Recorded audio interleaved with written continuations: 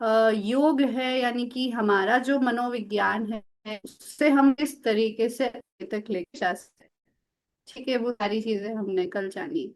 आज हम 25 तत्व, सांख्य योग, सांख्य योग और सांख्य दर्शन के बीच में क्या अंतर है वो भी जाने। ठीक है, शुरुआत करते हैं। सभी अपनी कमर गर्दन को सीधी कर लें, अपने मन को, अपनी इंद्रियों को और अपनी पूरे पूरे अस्तित्व के जितने भी आयाम हैं सभी को एकाग्र करते हुए गायत्री मंत्र, महामंत्र एक साथ एक स्वर में, और इस शुभ दिन पर, एकादशी के शुभ दिन पर, वो भी रविवार को, आइए हम सब सभी देवता का ध्यान करेंगे, उदयमान सूर्य का और उनके तेज स्वर्णिम प्रकाश का, कि वो हमारे भीतर सद्बुद्धि के रूप में अवतरित हो, धैर्य के रूप में, प्रेम के रूप में, सद्भावना के रूप में, सद्विचारों के रूप में, और उसी के हिसाब से, उसी के अनुसार हमारे कर्तव्य दिखाई दे।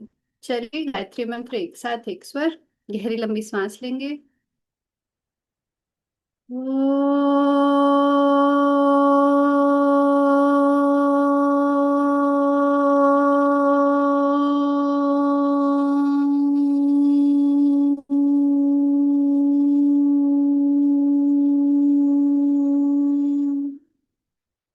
ॐ भूर्भुवः स्वः तत्सवितुर्वरेण्यं भर्गो देवस्य धीमहि धियो यो नः प्रचोदयात्।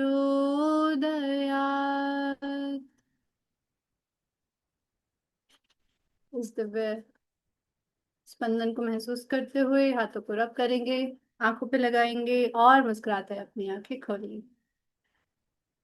बहुत उत्तम। चलिए,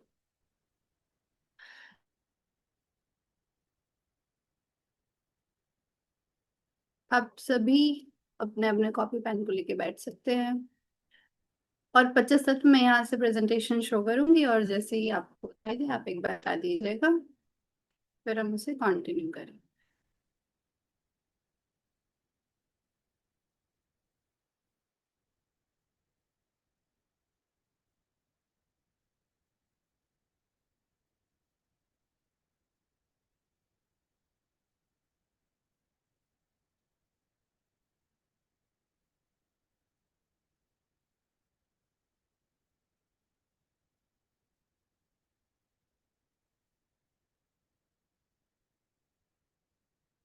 आशा है आप सभी ये पूरे 25 तत्व देख पा रहे होंगे। विजिबल है? ठीक है,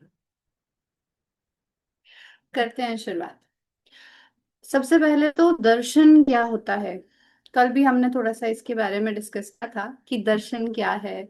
दर्शन करना मात्र देखना है, या उसके भीतर उतर के उसको समझ के और अपने जीवन में उसको अपनाना है। बहुत गहन है ये दर्शन, अपने आप में एक शब्द बहुत गहन है। और दर्शन शास्त्र की बात की जाए तो आप समझ सकते हैं वेस्टर्न में भी बहुत सारे फिलोसफर्स, ईस्ट में भी बड़े फिलोसफर्स हुए हैं। पर कल एक प्रश्न आया था कि जो हमारे ईस्टर्न फिलोसफर्स हैं उनकी यदि ग्रंथों की जाए, उनकी फिलोसफीज की बात की जाए, तो वहां पे कहीं ना कहीं जो मेन, आप समझ सकते हैं, या फिर जो फोकस है वो हमारे जीवन, उसके अस्तित्व पर, और सबसे ज्यादा गहन मोक्ष की तरफ जो लेके जाता है, योग की तरफ जो लेके जाता है, उसके ऊपर काफी गहन चिंतन है। और जितने भी हमारे दर्शन है, षड दर्शन यदि हम समझें, वेदों के उपवेद भी हैं, उपांग भी हैं, उपनिषद आप सभी जानते हैं, कहते हैं, ऐसे ही दर्शन भी है। ठीक है, अब जो वो दर्शन है वो बहुत सारे ऋषियों ने, तत्ववेताओं ने, दार्शनिकों ने दिए हैं। षड दर्शन कहे जाते हैं, उसमें से कुछ आपने नाम सुने भी होंगे। ठीक है, जैसे कि सांख्य दर्शन, वैशेषिक दर्शन, मीमांसा दर्शन, न्याय दर्शन, योग दर्शन। ठीक है, ये सारे नाम आपने सुने भी होंगे। अब कुछ है जो अनास्तिक कहे जाते हैं, ठीक है, और कुछ नास्तिक। अब इसका क्या अर्थ है? वेदों को मानने वाले जितने भी दर्शन हैं वो सारे आस्तिक दर्शन कहलाएंगे। या वेदों के भीतर जो लिखा हुआ है उसको वो मान रहे हैं, ऐसा नहीं है कि रिजेक्ट कर दे रहे हैं, वो हमारे आस्तिक दर्शन कहलाएंगे। और जो चारवाक दर्शन है, ठीक है, अपना बौद्धिज्म दर्शन है, ठीक है, ये कुछ ऐसे दर्शन है जो पूर्ण रूपेण वेदों के हर प्रतिपादित जो भी चीज है उसको पूर्ण रूपेण स्वीकार नहीं करते हैं, ठीक है। पर हमारा जो फोकस रहेगा, क्योंकि हम योगा साइकोलॉजी पढ़ रहे हैं, तो मुख्यतः दो दर्शनों पे हमारा फोकस रहेगा। पहला होगा हमारा सांख्य दर्शन और दूसरा होगा योग दर्शन, ठीक है। अगर हम दर्शन में से लें तो ये दोनों हैं जिसके ऊपर हम चर्चाएं करेंगे। इसके अलावा मन और उसको ठीक करना और अपने जीवन को सही दिशा में लेके जाना, इसकी बात तो जैन दर्शन में भी, बुद्ध दर्शन में भी, हर दर्शन में कही गई है। उसके अलावा अगर बात की जाए तो हमारी भगवत गीता है जो भगवान श्री कृष्ण ने की गई कही है, और कल हम इस बारे में डिस्कस भी कर रहे थे कैसे श्री अर्जुन जी को एंजाइटी वाले सारे सिम्टम्स आ रहे होते हैं और भगवान श्री कृष्ण वहां पे अपने शब्दों के माध्यम से, अपनी वाणी के माध्यम से एक ऐसी रचना कर देते हैं जो इस धरती पर ना कभी हुई है ना कभी होगी।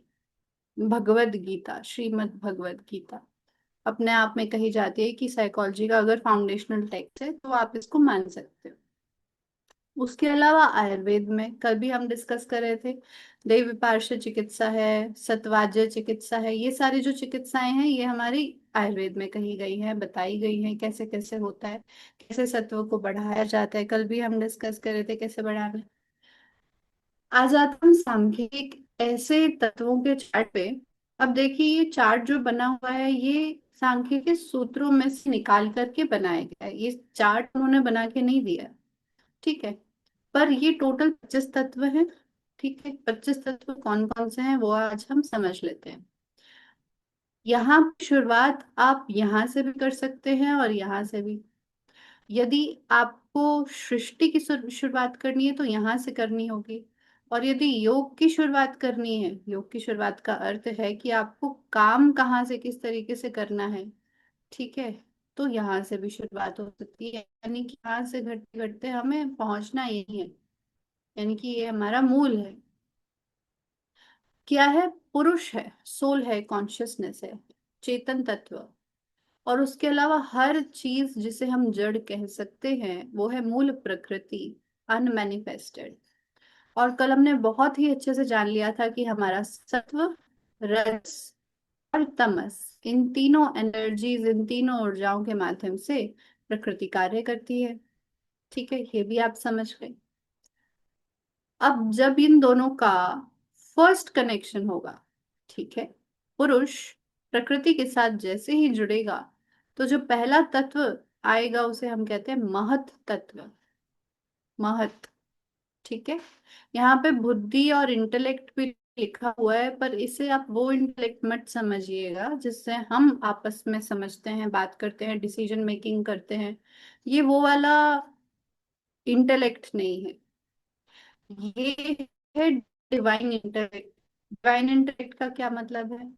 तो आप ये समझ सकते हैं कि जैसे ही प्रकृति के साथ पुरुष का या फिर उस चेतन तत्व का या फिर शिव का मिलन हुआ, तो ये जितना भी ब्रह्मांड नॉलेज है, जितनी भी समझ है, वो सारी इस महत और इस बुद्धि में, इंटेलेक्ट में है।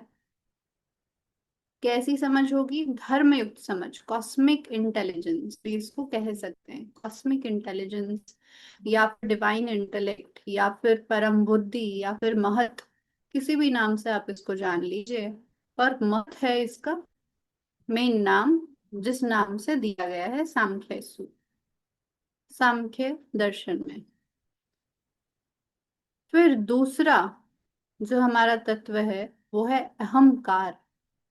अहंकार कैसे?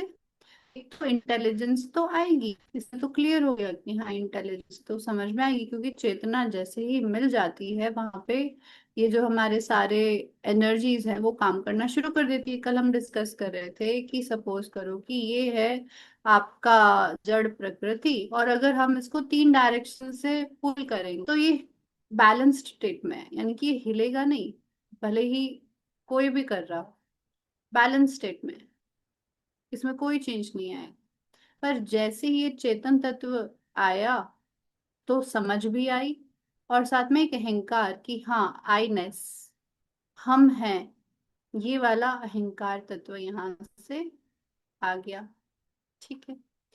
अब क्योंकि प्रकृति के तीनों गुण इस पे काम कर रहे हैं, तो अहंकार से जब सत्व, सत्व यदि डोमिनेट होगा तो कौन से तत्व निकलेंगे? इसके अंदर है हमारे टोटल, ये है हमारी सारी इंद्रियां। ठीक है, 11 इंद्रियां। तो अभी तक जो भी बोलते थे कि हमारी 5 इंद्रियां हैं, 5 सेंस ऑर्गन्स हैं, हाँ सेंस ऑर्गन्स 5 हो सकते हैं, यानी कि हमारे आईज, नोज, ईयर, ये सारी तो चीजें आप जानते ही हैं, बचपन से पढ़ते आ रहे हैं। पर हमारी 11 इंद्रियां हैं, और ये भी बहुत कम होता है कि मन को इंद्रिय के रूप में हर जगह से पढ़ाया जाए। बहुत कम होता है कि मन को इंद्रिय के रूप से या फिर एक इंद्रिय के माध्यम से पढ़ाया जाए कि ये हमारी एक 11वीं इंद्रिय है, एक सेंस ऑर्गन है, ऐसा नहीं बोला जाता। अब ये कौन कौन से सेंस ऑर्गन्स हैं? ये तो है हमारे सेम जो साइंस में आप लोग को पढ़ाया जाता है। आई चक्षु, ईयर स्रोत, नोज घ्राण, घ्राणेंद्रिय, स्किन त्वक इंद्रिय, टंग रसना इंद्रिय। ठीक है, ये सारे हमारे ऑलरेडी पता है हमें। ये क्या है? ये सेंसेस ऑफ एक्शंस हैं, एक्शन के ऑर्गन्स, जिन्हें हम कर्म इंद्रिय बोलेंगे। यहाँ पे ज्ञान इंद्रिय, इनके माध्यम से हमें ज्ञान होता है और इनके माध्यम से हम कर्म करते हैं। ये डिफरेंस है। कौन कौन से हैं? पाणी, पाद, वाक, पायु, उपस्थ। हैंड्स हमारे हाथ, फीट हमारे पैर, स्पीच हमारी वाणी, एलिमिनेशन हमारा पायु, प्रोक्रिएशन उपस्थ, यानी कि यहाँ पे एक्सक्रीटरी ऑर्गन्स और रिप्रोडक्टरी ऑर्गन्स। ठीक है, हाथ, पैर, वाणी या फिर हमारा मुख। ठीक है, एक्सक्रीटरी ऑर्गन्स और रिप्रोडक्टिव ऑर्गन्स, पायु उपस्थ। इनके माध्यम से कर्म होते हैं, इनके माध्यम से ज्ञान होता है। पर इन सब का जो बॉस है, इन पूरी 10 इंद्रियों का बॉस है, वो भी एक इंद्री ही है। जैसे एम्प्लॉयज ही होते हैं, पर उसमें से एक को हम, एक एम्प्लॉय को हम टीम लीडर बना देते हैं। तो ये हो गया हमारा टीम लीडर, जिसका नाम है मन। और ये जिधर डिजायर करता है, जिधर चाहता है, उसी और ये इंद्रियां लग जाती है। ठीक है, मन यदि ना लगे, इंद्रियां नहीं लगेंगी। क्लियर? मन के बिना इंद्री नहीं लगी। ये तो हो गया सत्व के माध्यम से। फिर है तम से क्या निकलेगा? अगर तम का अहंकार के साथ कनेक्शन होगा तो क्या होगा? तो 5 तन मात्राएं और 5 महाभूत। अब आप कहेंगे ये जो पंच महाभूत हैं, जो हम ऑलरेडी जानते हैं और अपने हाथों पे भी एक बार हमने याद किए थे, नहीं किए थे तो आज हम कर लेते हैं। ठीक है, आकाश, वायु, अग्नि, आप और पृथ्वी। ठीक है, अब अपने हाथों को इस तरीके से कर लीजिए। ठीक है, हम ये पंच महाभूत या पंच तत्व, 5 एलिमेंट्स याद करने वाले हैं। पहला है अग्नि, अंगूठे पे इसको याद करेंगे। अग्नि कहते हैं ना, आग लगा देना, या फिर ऐसे बोलते हैं ऑल द बेस्ट। ठीक है, तो ये फायर का प्रतीक है, याद रहेगा। फायर हमारे थंब में। अब मैं इनको फिंगर्स पे इसलिए याद करवा रही हूँ क्योंकि इसके आधार पर मुद्रा विज्ञान पूर्ण रूपेण काम करता है, और उसके अलावा भी बहुत सारी चीजें। तो ये है अग्नि तत्व का प्रतीक। दूसरा, दूसरा है आपका इंडेक्स फिंगर, ये है वायु तत्व। कहते हैं इस डायरेक्शन में जाओ, उस डायरेक्शन में जाओ, तो ये फिंगर को आप ऐसे याद रख लीजिए, इस वायु तत्व, एयर। फिर आता है हमारा मिडल फिंगर, सबसे बड़ी है, आकाश तत्व, आकाश तत्व, इस तरीके से याद कर लीजिए। फिर आता है हमारा रिंग फिंगर। रिंग फिंगर कौन सी? रिंग फिंगर में अक्सर रिंग पहनी जाती है, कहते हैं इसका कनेक्शन इमोशन से, हार्ट से होता है या नहीं, कितना डिटेल में तो आप रिसर्च करिएगा। पर तुरंत क्या आएगा, प्रेम, यानी कि हमारी धरती माँ। कनेक्शन कहाँ पे है, अर्थ से। तो आप रिंग फिंगर को अर्थ से याद कर लीजिए। और जो लिटिल फिंगर है वो है हमारा, एक ही हमारा रह गया, वो है जल तत्व। ठीक है, जल तत्व, वाटर। डन। अभी हम रिपीट करेंगे। फायर, एयर, नेक्स्ट ईथर या स्काई, देन पृथ्वी एंड वाटर। ठीक है, fire, air, sky, earth, water. फिर से करेंगे हिंदी में। अग्नि, वायु, आकाश, पृथ्वी और जल। याद हो गया। अभी बहुत सारे हम मुद्रा विज्ञान भी मैं आपको बताऊंगी, पर उससे पहले ये समझ लेते हैं। अब इनके साथ जुड़ी हुई कुछ तन्मात्राएं हैं। तन्मात्राओं का क्या मतलब है? शब्द, स्पर्श, रूप, रस और गंध, ये हमारी 5 तन्मात्राएं हैं। अब आप देखिए कि आकाश, यहाँ पे है साउंड। साउंड इसका सूक्ष्म स्वरूप है, सटल स्वरूप है। और ये जो आई है चक्षु, इसे अगर देखना हो, ठीक है, तो इसको किसकी, एक सेकंड में बाकी सारा क्लियर कर लेती हूँ। अगर आई या चक्षु को समझना हो तो उसके लिए किस, आई से क्या दिखता है, रूप दिखता है। तो आई का कनेक्शन किसके साथ हो गया, रूप के साथ, फॉर्म के साथ। फायर, अग्नि के साथ आई का कनेक्शन। ठीक है। कान से क्या करते हैं, सुनते हैं।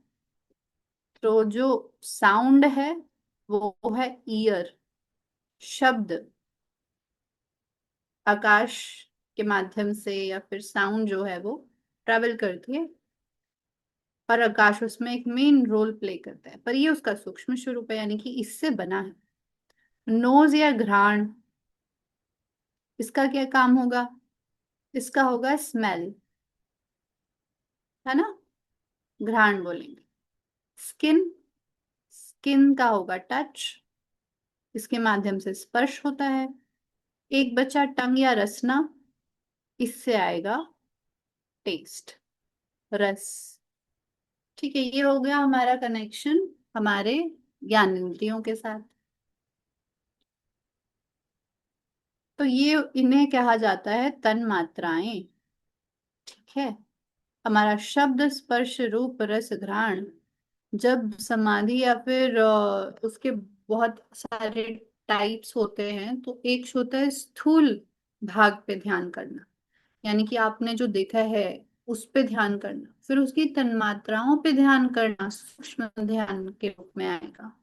रूप, जैसे एक हो गया आपका सूर्य पे ध्यान करना, उसके सूक्ष्म रूप पे अगर ध्यान करना होगा तो क्या आप ध्यान करेंगे, उनकी किरणों पे ध्यान करना।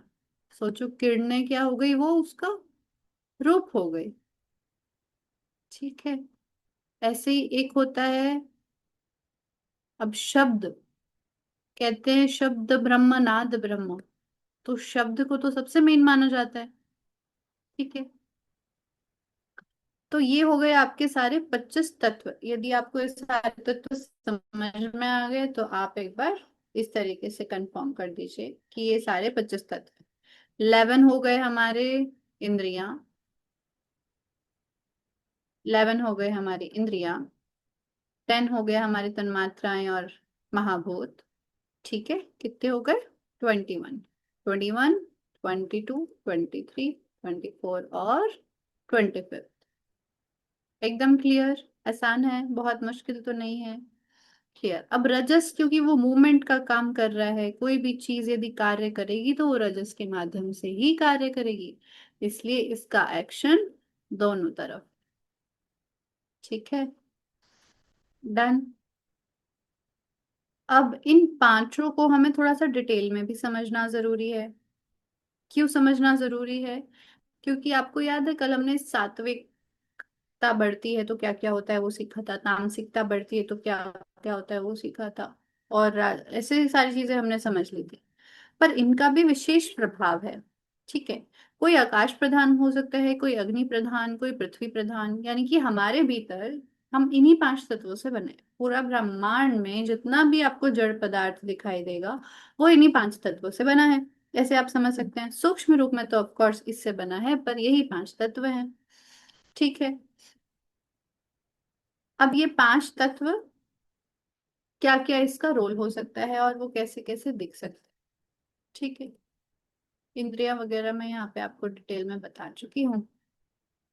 वही चीज यहाँ पे बताई हुई है आपकी, ज्ञान इंद्रियां, कर्म इंद्रियां, उन्हीं को हमने, ये फाइव ऑर्गन्स ऑफ नॉलेज है जो हम पढ़ चुके हैं। मन और इसके बीच में क्या संबंध है, मन हमारी 11वीं इंद्रिय, ये भी यहाँ पे लिखा हुआ है। ठीक है, ये हमारे सेंस ऑर्गन्स है समझने के लिए। ईयर से शब्द, स्किन से स्पर्श, आई से रूप, टंग से रस, नोट से गंध। ठीक है, ये भी आपको समझ में आ गया। ग्रेट। अब परसेप्शन कैसे होगा, अगर आपको कोई चीज को परसीव करना है या समझना है, तो आप कहते हैं कि जहां पे सेंस ऑर्गन है उसी को हम समझ लेंगे। पर हमने पहले भी जाना था, यदि मैं आपसे बोल रही हूँ पर आपका ध्यान कहीं और है, आपका मन कहीं और है, तो आप सुन ही नहीं पाएंगे। ठीक है, तो रिसीव और जो बीच में जो मेन माध्यम बनेगा वो है आपका मन। जहां पे मन होगा वही इंद्रियां एक्टिव रहेगी, काम करेगी। फिर वो इंटेलेक्ट यानी कि हमारी बुद्धि में जाएगा, उसे समझने की कोशिश करेगा पहले के एसोसिएशन से, कि पहले इसे देखा है क्या, देखा है तो ये क्या कहलाता है। आपने ओम देखा, अच्छा हमने बचपन से पढ़ा है कि ओम यह है। ओम अपने आप में आप कह सकते हैं शब्द ब्रह्म, सबसे उच्च शक्ति है, प्रणव कहते हैं इसको, ऐसे करके आपको याद आ जाएगा। ठीक है, फिर आपका जो आई नेस है, ठीक है, आई नो दिस थिंग, ये वाली चीज जो आपके साथ जुड़ी हुई है, तब आपको लगेगा ये तो मैं जान रहा हूं, पर वास्तव में हम तो दृष्टा मात्र हैं, वो भी बाद में समझेंगे। ठीक है, और अल्टीमेटली ये क्या होगा, क्लियर हो जाए, यानी कि हम कोई भी चीज समझी तो हमें पता चल जाएगा कि हमने क्या समझा है। ठीक है, अब जो वो पांचों तत्व हैं उसको एक बार समझ लेते हैं, हमारे पांच तत्व। एक सेकंड आप रुक जाइए। पांच तत्वों का मैं, क्योंकि पांच तत्वों के बाद आपके इस तरीके से हम त्रिदोष पढ़ने वाले हैं। ठीक है, यहाँ से शुरू कर देते हैं। अब ये जो आपके तत्व हैं इनको आप समझने की कोशिश करिए। आकाश जो तत्व है उसके, वो सबसे, उसके अंदर सारी चीजें विद्यमान, यानी कि वायु भी उसमें है, अग्नि भी उसमें है, वात भी उसमें है, अर्थ भी उसमें है, वाटर भी उसमें, उसमें सारी चीजें हैं। ठीक है, और क्यों है उसमें सारी चीजें, या फिर इसके माध्यम से, क्योंकि ये सबसे सूक्ष्म है। तो ये सारा जो तत्व है ये सबसे सूक्ष्म है। प्लस अब एयर जो है वात प्रधान, वो कैसा होगा, चंचल स्वभाव का व्यक्ति हो। ठीक है, फायर, इसी तरीके से ये सारे के सारे कंबाइन करते हैं, कोई भी जड़ पदार्थ बनाना है तो कुछ रेशियो में कंबाइन करते हैं, 40-60 ऐसे करके हमारे वेदों में प्रॉपर लिखा हुआ है कि संयोग कैसे होता है। ठीक है, अब ये सबसे सूक्ष्म है स्काई। अगर कोई स्काई प्रधान होगा तो आप आकाश को देख के कैसे समझ सकते हैं, अब आप आपस में खुद से देखिएगा कि हमारे भीतर क्या प्रधान है। तो जो आकाश प्रधान व्यक्ति होगा उसके भीतर इंट्यूशन पावर बहुत अच्छी होगी, उसे पता होगा आगे क्या होने वाला है, उसके भीतर समझदारी, उसके भीतर कुछ क्रिएटिविटी, उसके भीतर कुछ नॉलेज की पावर, ये सारी बहुत स्ट्रांग होंगी। खुला होगा, ठीक है, ओपन माइंडेड होगा, प्लस वृहद होगा, वृहद हृदय, ये सारे उसकी क्वालिटीज। और जिसके अंदर एयर ज्यादा है, एयर प्रधान है, वायु प्रधान, तो क्या होगा, चंचलता होगी। पर जरूरी नहीं है कि चंचलता गलत डायरेक्शन में हो, सही डायरेक्शन में होगी तो उसके अंदर मूवमेंट होगी, सही दिशा में भी मूवमेंट होगी। ठीक है, रूखापन है पर थोड़ा सा रूखापन भी है, शरीर में भी रूखापन आएगा। ठीक है, ये सारे आपके एयर की क्वालिटीज। ऐसे फायर की क्वालिटीज समझ सकते हो, अग्नि यानी कि कुछ एनर्जी, इतनी एनर्जी की हमें कुछ करना है। पर अगर ये गलत डायरेक्शन में चली जाए तो एग्रेशन, ठीक है, दूसरों को परेशान करने की भी उसके अंदर इच्छा आ सकती है, anti social personality. Water, water का क्या गुण होगा? फ्लेक्सिबल होता है, कहीं से भी निकल जाता है, ठंडा होता है, शीतल होता है। तो जो वाटर प्रधान व्यक्ति होगा उसके भीतर इमोशनल हो सकता है वो, पर फ्लेक्सिबल भी होगा एट द सेम टाइम, ठीक है। और करुणावान होगा। ये सारी उसकी क्वालिटीज होंगी। नेगेटिव डायरेक्शन में चले जाए तो वो इमोशनल इंटेलिजेंस की बजाय ज्यादा इमोशनल हो सकता है, ठीक है, चीजों को हैंडल नहीं कर सकता, तो सेंसिटिव हो जाएगा। अर्थ, अर्थ के क्या गुण है? भार, ठीक है, संवेदना तो है, यानी कि अर्थ के भीतर भी संवेदना है, साथ में सहनशीलता ज्यादा है। सहनशीलता बहुत है हमारी पृथ्वी में, है ना। तो सहनशील होगा, ज्यादा देर तक स्थिरता है, ज्यादा देर तक उसे कोई मोनोटोनस काम करवाया जाए तो वो कर सकता है।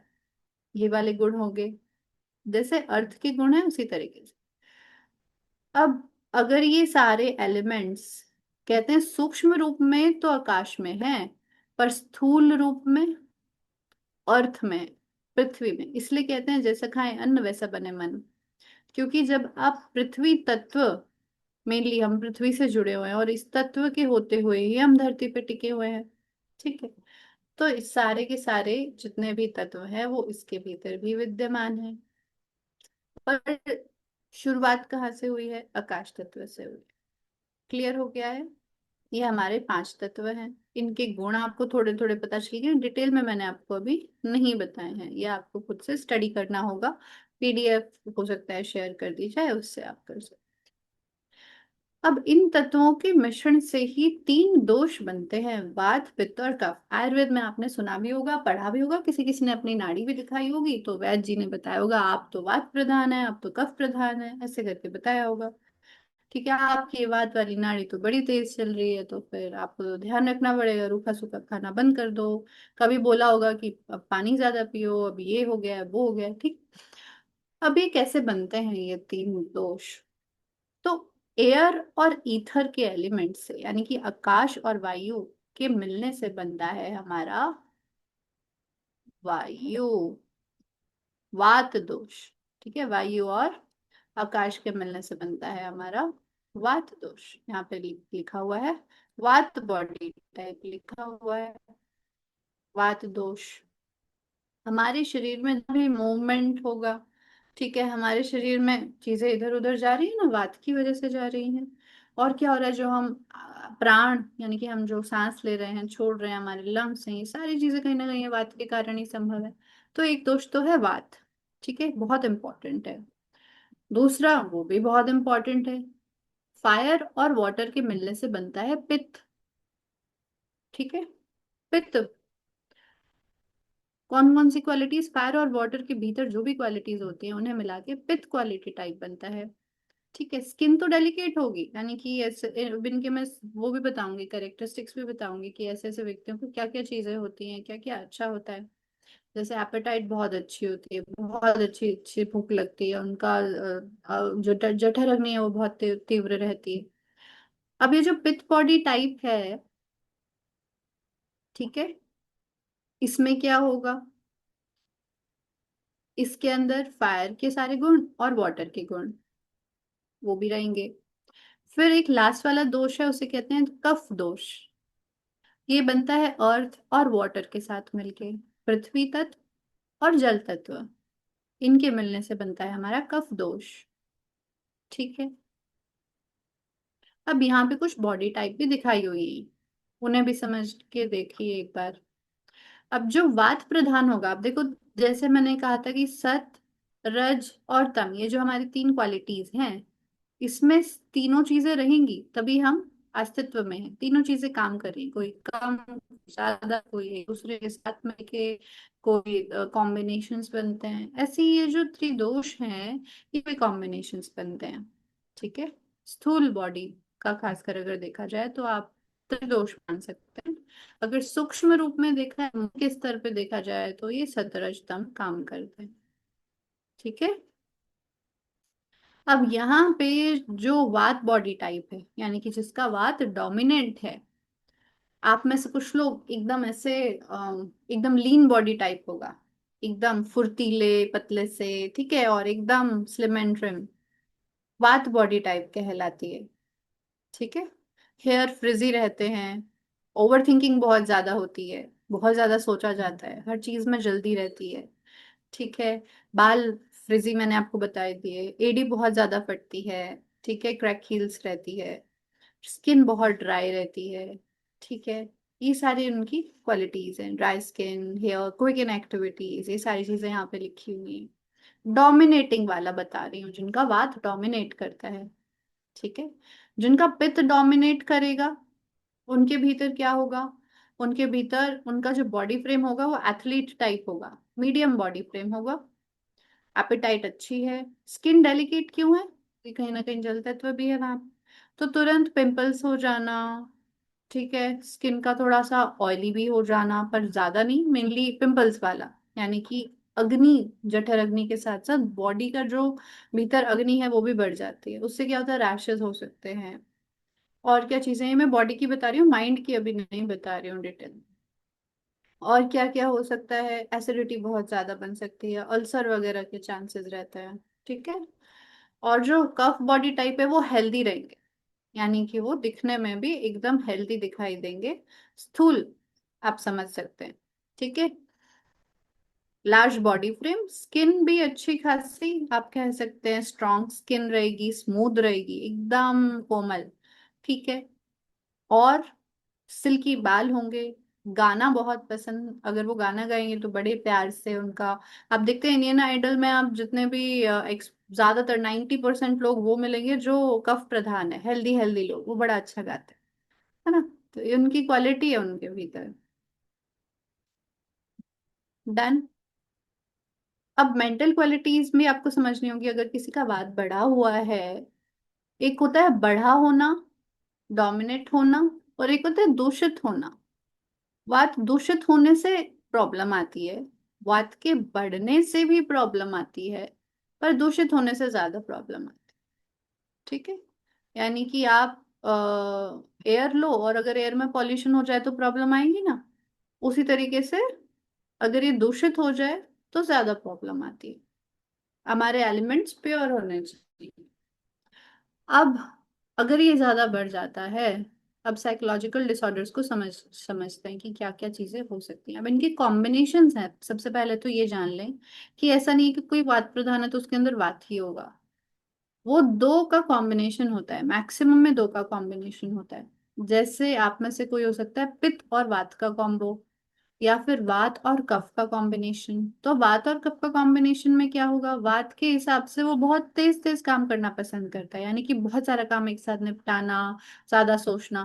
पर कफ भी है, कफ को तो आलस भी आएगा, तो क्या कभी तो एकदम ही सारा काम कर दे रहा है, और कभी इतना प्रोक्रेस्टिनेट कर रहा है कि पड़ा हुआ है आलस में। यानी कि वो खुद ही नहीं समझ पाता कि कभी तो मेरे से इतना काम हो जाता है और कभी मैं एकदम आलसी हो जाता हूँ। ठीक है। वात और पित्त भी हो सकता है, यानी कि इतना ज्यादा उसके अंदर एग्रेशन भी आ जाएगा, एकदम से तूफानी करने का जोश भी आ जाएगा, और बात की वजह से फिर वो और ज्यादा एनर्जेटिक के साथ साथ वो वर्क में भी लगा रहेगा। तो कुछ लोग ऐसे होते हैं जो बिल्कुल रुकते ही नहीं, रात में भी नींद नहीं आ रही है, लगे हुए हैं, बिल्कुल एक्टिव है हमेशा। ठीक है। वात और कफ भी हो सकता है।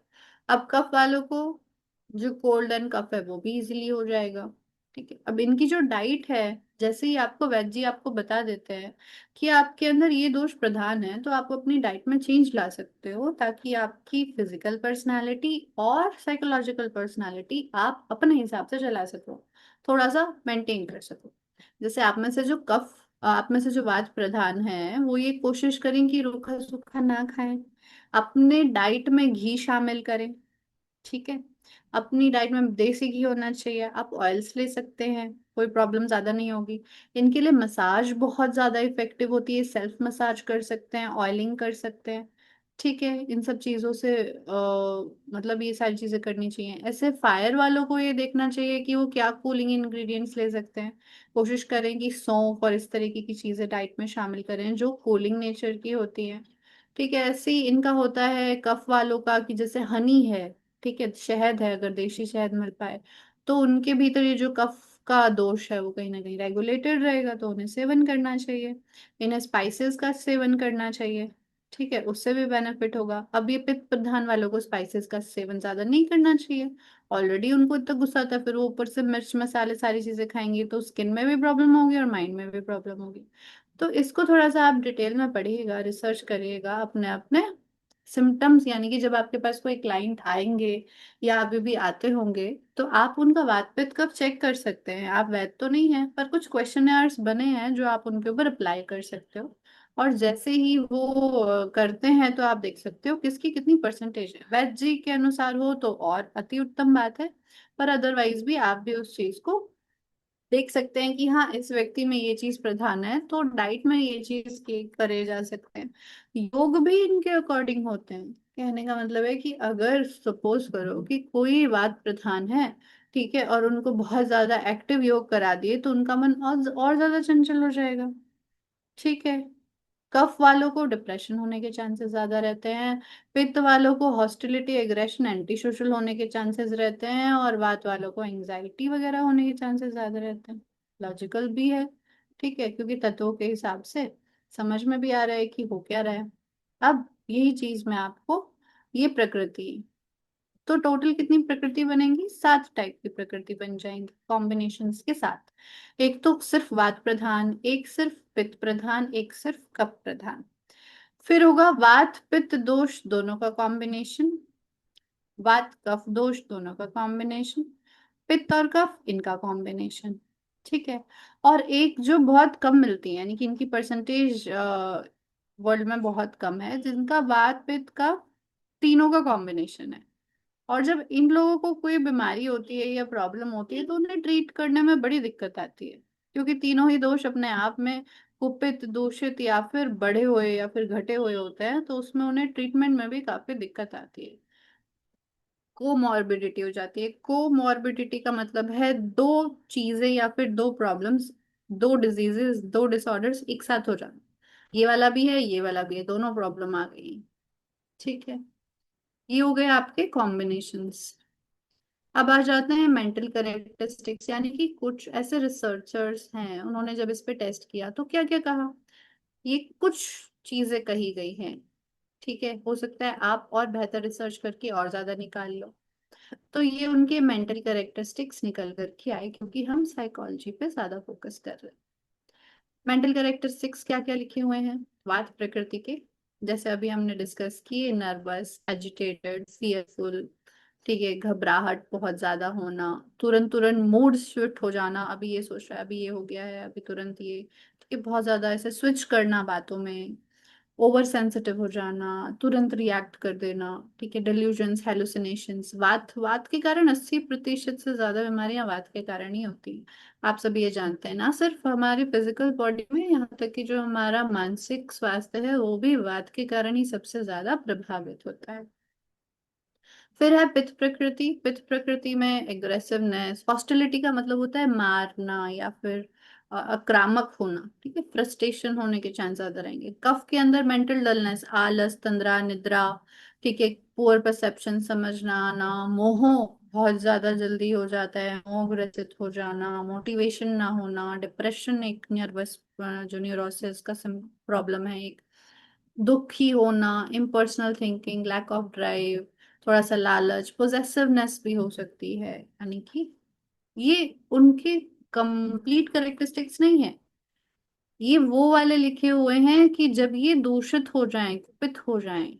अदरवाइज तो कफ को तो कहा जाता है कि कफ प्रधान व्यक्ति तो इनके भीतर तो सत्व बहुत ज्यादा होता है, सात्विक प्रकृति होती है। अगर उनका आप कोरिलेशन देखोगे तो आपको नजर आएगा कि कफ प्रधान व्यक्ति संवेदनशील भी हैं, सकारात्मक भी हैं, इनके भीतर सहनशीलता भी है, बहुत प्यार से भी बोलेंगे, सारी चीजें करेंगे।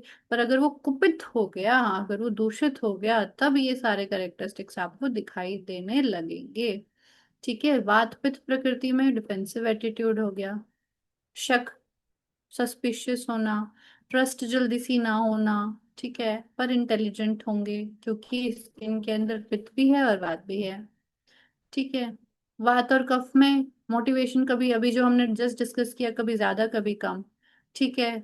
वीकनेस, पैसिवनेस, हाइपर सेंसिटिव आ सकती है, मूड चेंज हो सकते हैं, अमॉर्फस पर्सनालिटी होती है पर। ठीक है। यानी कि बहुत ज्यादा ऐसे एक्सट्रीम्स पे नहीं है, बट सेंटर में है। ऐसे ही पित्त कफ होता है। मेंटली हो सकता है बहुत स्ट्रांग हो, पर इतना फ्लेक्सिबिलिटी ना हो। ठीक है। डोमिनेटिंग हो सकता है। तो ये सारी चीजें हैं जो पता करी गई है, अगर प्रॉब्लम्स वगैरह आती हैं तब। ठीक है। ये आपका त्रिगुण जो हम कल पढ़ चुके हैं। तो आपको काफी चीजें समझ में आ गई होंगी कि ये हमारी प्रकृति और इनका डायरेक्ट इम्पैक्ट पड़ता है। अपना प्रकृति टेस्ट खुद से भी करा सकते हैं और इस तरीके से समझ सकते हैं कि इनका कितना ज्यादा इम्पैक्ट है। आयुर्वेद में इसी के आधार पर समग्र चिकित्सा दी जाती है, करवाई जाती है। तो सोचो, ये पंच महाभूत को अगर हम रेगुलेट कर लेंगे तो हम तो ठीक हो जाएंगे। तो हमें दो चीजें रेगुलेट करनी है, आप जो भी करवाएं अपने क्लाइंट्स को। एक तो त्रिदोष और दूसरा त्रिगुणा। दो ही चीज रेगुलेट करनी है, सारी चीजें ऑटोमेटिक ठीक हो जाएंगी। तीन लेवल्स पे हमारी सारी बातें हो रही है। फिजिकल पे, स्थूल पे, बॉडी के लेवल, सूक्ष्म पे, जिसे हम सटल लेवल भी बोल सकते हैं। ठीक है। माइंड के लेवल पे। फिर है सोल के लेवल पे। यहाँ पे भावनाएं, संवेदनाएं, और प्लस एक बहुत ही प्योरिटी के साथ तीन लेवल पे हमारी सारी बातें चल रही हैं। तो यहाँ पे त्रिदोष को रेगुलेट करना, त्रिगुण को रेगुलेट करना, और यदि तीसरे के साथ जुड़ जाते हैं, यानी कि आत्म भाव में स्थित हो जाते हैं, फिर तो ये सारी चीजें का रोल ही नहीं रह जाएगा। अगर यहाँ पे जुड़ गए तो इतना ज्यादा यहाँ का इतना ज्यादा रोल नहीं रहेगा।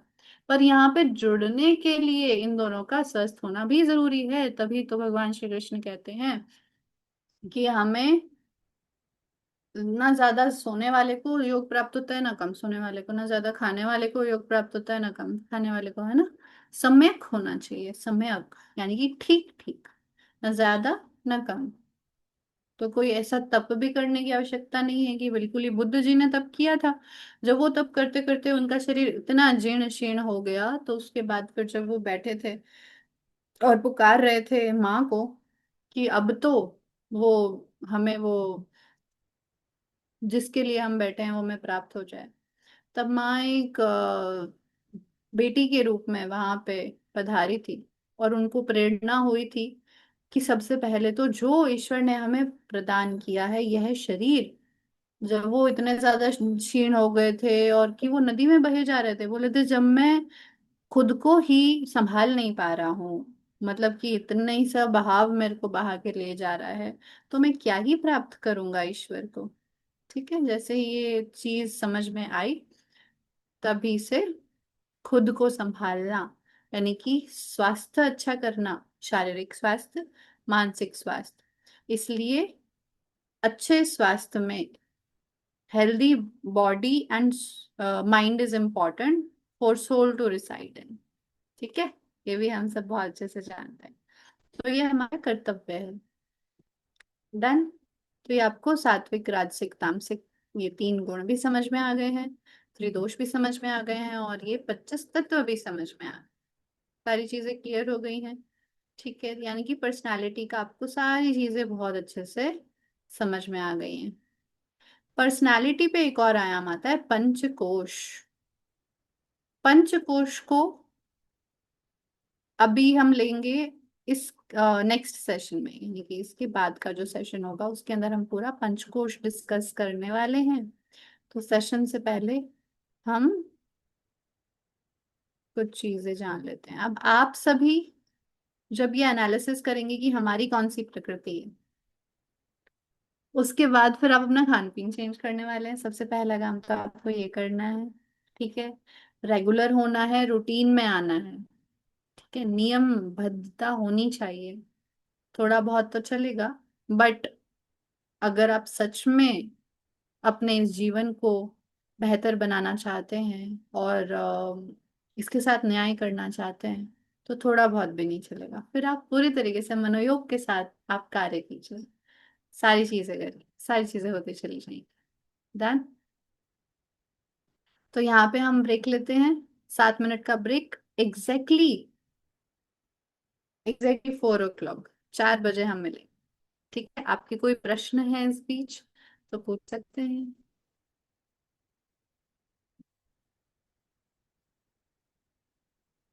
Anyone, you can raise your hand, पूछ सकते हो, क्योंकि एनालिसिस भी करनी इतनी आसान नहीं है सात्विक राजसिक तामसिक और वात कफ के बीच में। सरोजा जी ने आज हाथ रेज किया है, जी पूछिए।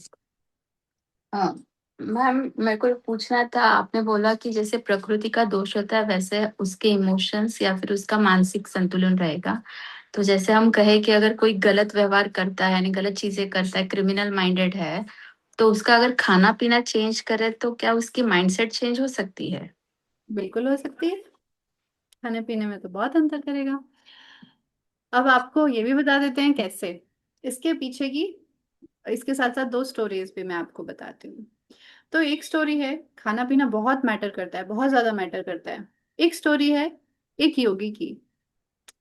वो योगी बहुत ब्राह्मण, वो भी ब्राह्मण, पूर्ण रूपेण अपने साधना में रत, सारी चीजें उन्होंने हासिल की हुई थी। अब ब्राह्मण को क्या करते हैं, भोज करवाते हैं कुछ लोग, ठीक है। तो ऐसे ही करके उन्होंने एक दिन किसी के घर पे भोज किया। अगले दिन से उनके जो सपने थे वो बहुत भयावह आने लगे। उन्हें दिखाई देने लगा कि कोई किसी को मार रहा है, किसी का मर्डर कर रहा है, ऐसे ऐसे सपने उन्हें आने लगे। वो बड़े परेशान हुए। उन्होंने पता लगाया कि मैंने तो ऐसा कुछ किया भी नहीं, देखा भी नहीं, कुछ हुआ ही नहीं। तब उन्होंने पता लगाया कि ये भोज जो मैंने कल किया था वो किसके घर किया था और क्यों किया था। तब उन्हें पता चला कि वहां पे जिस व्यक्ति ने भोज करवाया था वो इस खुशी में भोज करवाया था कि वो एक क्रिमिनल था और पिछले लगभग 20 साल से जेल में था, और अब वो उसकी रिहाई हुई है, तो इस खुशी में उन्होंने भोज कराया। तो उसी मानसिकता के साथ, उसी कर्म, यहाँ तक कि कर्म भी उस भोग के साथ जुड़ जाते हैं, ठीक है। वो भावनाएं, वो भोग, वो सारी चीजें जुड़ जाते हैं, ठीक है। आप खुद से एक बार कोशिश करके देखिए, स्वाद चाहे कितना भी अच्छा हो, संतुष्टि आपके घर के खाने में आएगी या बाहर के खाने में आएगी, ठीक है, फर्क पड़ता है। आपको हो सकता है कि फिजिकली आप बहुत स्ट्रांग महसूस कर रहे हो, पर मेंटली आपके भीतर वो शक्ति, वो क्षमता और वो ऊर्जा और वो ओज तभी आएगा जब जिसने वो खाना बनाया है उनके भीतर भी वही सात्विकता हो। तो खाने से बहुत बहुत फर्क पड़ेगा। इसे हम कहते हैं बलि वैश्व यज्ञ। क्या कहते हैं, बलि वैश्व यज्ञ। यानी कि जो भी आप भोजन बना रहे हैं, सबसे पहली बात तो अच्छे मन से बनाइए। और भी अच्छा होगा यदि आप कोई मंत्र जप करते हुए बनाए, आप जिनको भी मानते हैं, आप श्री कृष्ण को मानते हैं, आपके जीसस को मानते हैं, आप जिनको भी मानते हैं उनका ध्यान करते हुए और उस शक्ति को अपने भीतर धारण करते हुए। गायत्री मंत्र सर्वोत्तम है, अगर आप गायत्री मंत्र करते करते भोजन बनाएंगे उससे शक्तिशाली कुछ नहीं, ठीक है। तो आप जो खाना बनाएंगे उसके भीतर वो शक्ति आएगी, और जो खाना खाएगा, अगर आप अपने परिवार वालों को चेंज करना चाहते हैं तो ये और भी ज्यादा उत्तम है, यानी कि उनके भीतर वो चेंज आना शुरू हो जाएगा। और बलि वैश्व यज्ञ का क्या मतलब है, कि जब आपने खाना बना लिया तो थोड़ा सा, लगभग 4 या 5 आहुति पहले चूल्हे में दी जाती थी, जो मिट्टी का होता ना, उस पहले थोड़ा सा गुड़ और रोटी और उसकी थोड़ी आहुति दी जाती थी गायत्री मंत्र करके, या फिर जो भी भगवान को मानते हैं, इष्ट देवता को या फिर ग्राम देवता को, उनको मान के वो समर्पित करते थे। तो जैसे ही वो भोग लगता है यज्ञ में, यानी कि अग्नि में, तो उसके भीतर वो जो मल्टीप्लाई होके प्राण आता है, रिफ्लेक्ट बैक होता है। इसके साइंस भी, मंत्र की साइंस भी आपको बताई जाएगी। जो रिफ्लेक्ट बैक होता है फिर वो भोजन प्रसाद बन जाता है, और उसका माइंड पे और अच्छा इफेक्ट होता है, ठीक है। तो अगर आप सभी में से भी, खासकर जो महिलाएं, अगर आप खाना बनाते हैं तो खाना बनाते समय चुगली और इस तरीके की बातें छोड़ के गायत्री मंत्र सद्भावना के साथ, और जिसके भीतर भी आपको चेंज लेके आने हैं वो सारा प्रेम के साथ अपने भोजन को बनाइए, ठीक है। और अच्छे भजन सुनते हुए बनाइए यदि ये संभव ना हो तो। और प्लस कैसे करेंगे, अब तो हम चूल्हा नहीं यूज करते हैं, तो अग्नि यूज करते हैं, वहां पे हमारा गैस स्टोव रहता है। तो क्या किया जा सकता है, थोड़ा सा वो आता है मैश, आता है आयरन मैश आता है, ठीक है, उसको आप ले सकते हैं। उसको उसके ऊपर रख सकते हैं और उसके ऊपर लगभग 5 आहुति सिंपल। आपको क्या करना है, अगर आपने रोटी बनाई है, चावल बनाया है, उसके भीतर थोड़ा सा आपने, थोड़ा सा घी डाल देना है, थोड़ा सा गुड़ या मिश्री या फिर खांड जो भी आप यूज करते हैं, थोड़ा सा वो डाल देना है। 5 उसकी ऐसे गोलियां बनानी है और मंत्र बोलते हुए, स्वाहा करते हुए सिर्फ 5 आहुति आप दे दीजिए, और आप इतना परिवर्तन पाएंगे अपने घर के भीतर, आप खुद हैरान रह जाएंगे। तो ये जरूर, मन का बड़ा रोल है अन्न के साथ, बहुत डीप है।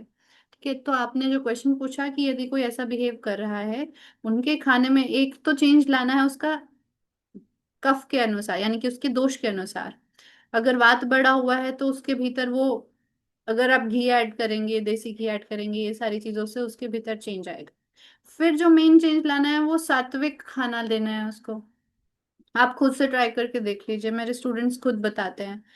एक को एग्रेशन की और हाथ कांपने की ऐसी प्रॉब्लम थी, पर वो कैडेट है, मतलब कि अगर वो जाएगा आर्मी में टेस्ट देने के लिए तो उसको रिजेक्ट कर दिया जाएगा क्योंकि हाथ कांप रहे हैं। प्लस फियर भी है और एग्रेशन भी है, गुस्सा भी आता है, डोमिनेंस भी है, plus at the same time थोड़ा सा डर भी है।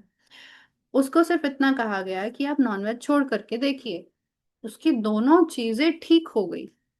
ठीक है, अभी परसों की बात है, जब मैं अपनी क्लास में बता रही थी तो बच्चे ने खुद बताया कि मैंने थोड़े दिन के लिए नॉनवेज छोड़ा था, तो मेरा एग्रेशन बिल्कुल चला गया, मेरे को गुस्सा आना बंद हो गया। क्योंकि वो तामसिकता प्लस वो हॉर्मोन्स जो ट्रांसफर हो रहे हैं, ठीक है, वो सारी चीजें जो तमस तत्व प्लस लोअर स्पीशीज है ना, जिसको भी खाया जाता है वो एक लोअर स्पीशीज है, लोअर स्पीशीज की कॉन्शियसनेस लेवल भी लो होगी। ठीक है, तो आपकी कॉन्शियसनेस लेवल को लो करने में, तामसिकता बढ़ाने में उसका बहुत बड़ा रोल होने वाला है। मैं किसी खाने के ऊपर कुछ नहीं बोल रही हूँ, पर ये भी बात सच है कि अगर कोई योग के पथ पर चल पड़े और वो खुद से नहीं छोड़ेगा, वो नॉनवेज अपने आप छूट जाएगा, उसकी बॉडी डिमांड ही नहीं करेगी, उसकी बॉडी को लगेगा अब ये चीज मेरे को सुहा नहीं रही है, इट्स नॉट सूटिंग मी। ठीक है, that is also a big truth. ठीक है, तो खाना आप जरूर अच्छे से सात्विक खाइए। बासी रूखा सूखा पैकेटेड, आप में से अगर कोई चैलेंज लेना चाहता है तो इतना ही चैलेंज लेके देख लीजिए कि हम अगले 9 डेज तक पैकेटेड फूड नहीं खाएंगे। पैकेटेड इन द सेंस बिस्किट नमकीन और ये सारा, तमस ही तो है ये, इसमें कहाँ से ऊर्जा आएगी? स्प्राउट्स के अंदर जीवन उगाने की क्षमता है तो उसके अंदर ऊर्जा है, फ्रूट्स के अंदर बीज है उनके अंदर ऊर्जा है। Done. Thank you so much for asking this question. Next question हम लेंगे उषा जी का। नमस्ते गुरु माँ। मेरा क्वेश्चन है, आप तीन जो बात पित्त और कफ के बारे में बताया, तो मेरे को थोड़ा सा बात के बारे में बताया, जो मैसेज जो बात बोले आप, तो क्या चीज से मैसेज किया जाए, और उसका और थोड़ा सा डिटेल मेरे को बताया कि तो प्रॉब्लम है बात के लिए। जी, वात प्रधान व्यक्तियों को मसाज करना चाहिए, स्व मसाज सर्वोत्तम है। पर फिर भी आप जब वैद्य के पास जाएंगे वो आपको अच्छे से बताएगा कि आपको किस ऑयल से मसाज करना चाहिए। अगर नॉर्मल देखेंगे तो ग्रीष्म ऋतु में कहते हैं कि नारियल के तेल से आप मसाज कर सकते हैं। यदि शरद ऋतु है और ठंडी का मौसम है तो सबसे उत्तम रहता है तिल का तेल।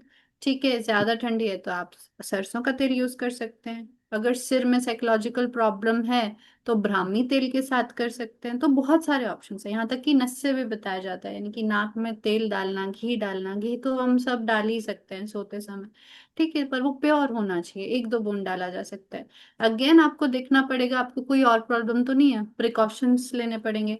तो उषा जी, जब तक मेरे पास किसी भी व्यक्ति की मेडिकल रिपोर्ट, मेरे पास नहीं जो expert, medical report, case history, सारी चीजें नहीं आती, तब तक मैं कुछ प्रिस्क्राइब नहीं करती। और आप सभी को भी इस बात का ध्यान रखना है, भले आपको कितनी भी नॉलेज हो, पर सब्जेक्टिव हीलिंग के लिए आप किसी को भी वही प्रिस्क्राइब नहीं कर देंगे जो सबके लिए इजीली आप करते हैं। ठीक है, बहुत सोच समझ के। तो ठीक है, वैसे मैंने ओवरऑल बता दिया है, पर स्व मसाज आप बहुत इजीली अभी तिल का तेल से आप कर सकते हैं। अभी मौसम अगर ठंडा होने लगा है आपके वहां तो अच्छा रहेगा। ठीक है, पर उसके बाद अभ्यंग बोलते हैं इसको, डेली का एक हिस्सा होना चाहिए, तलवों की मसाज करी जा सकती है। ठीक है, नेक्स्ट अच्छा, उसका क्वेश्चन। उसका खाने के लिए मतलब क्या कुछ ऐसा कुछ है जो इफेक्टेड? ये मैं आपको होमवर्क दूंगी, ये आपको खुद से रिसर्च करना पड़ेगा। यानी कि एक हफ्ता आपको इसी पे लगाना है अपना, ताकि आप एक्सपर्ट हो जाएं। इन योगा इंस्ट्रक्टर, योगा टीचर, आपको एक्सपर्ट होना है और आपको खुद से इस पे मेहनत करनी पड़ेगी, रिसर्च देखनी पड़ेगी कि इसको खाने से ये होता है, ये वाला डिजीज इस बात से, इस कब से, इस दोष से, फिर उसको कौन सा योग कराया जाए, कौन सा प्राणायाम कराया जाए, ये सब आपके रिसर्च का हिस्सा है। ठीक है, मिलने वाला है। होमवर्क नहीं दूंगी इसको, मैं असाइनमेंट बोलूंगी, क्योंकि ये प्रॉपर सर्च प्रोजेक्ट होगा। अगर वो बेस्ट होगा तो पब्लिक के लिए भी कंसिडर होगा। अगर आपका प्रोजेक्ट वर्थ इट होगा, आपने अच्छे से किया हो, तो पब्लिशिंग के लिए भी हम कंसिडर करेंगे। आलोक कुमार जी, आप अपना प्रश्न पूछें। वैसे तो 3 मिनट ऊपर हो गए, पर मुझे लगता है आपके प्रश्नों के माध्यम से काफी लोगों के समाधान होंगे। ठीक है। आलोक कुमार जी शायद यहाँ पे मौजूद नहीं है। नेक्स्ट शिखा जी, पूछिए।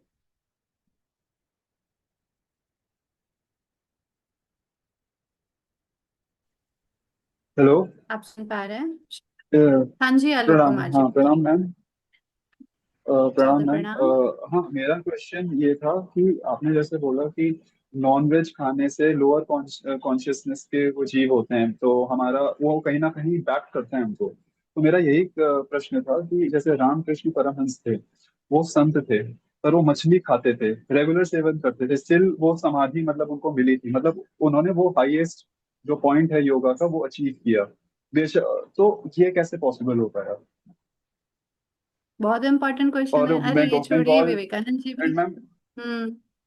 हाँ मैम बिल्कुल, विवेकानंद बहुत जी को तो बहुत चलिए सही क्वेश्चन। मैंने उनकी बायोग्राफी पढ़ी थी, तो उसमें विवेकानंद जी को तो चलिए और भी इश्यूज थे, जैसे उनको टीबी भी था, और भी चीजें थी उनके साथ। लेकिन स्पेशली रामकृष्ण परमहंस जी को कोई मतलब उस तरह का नहीं था।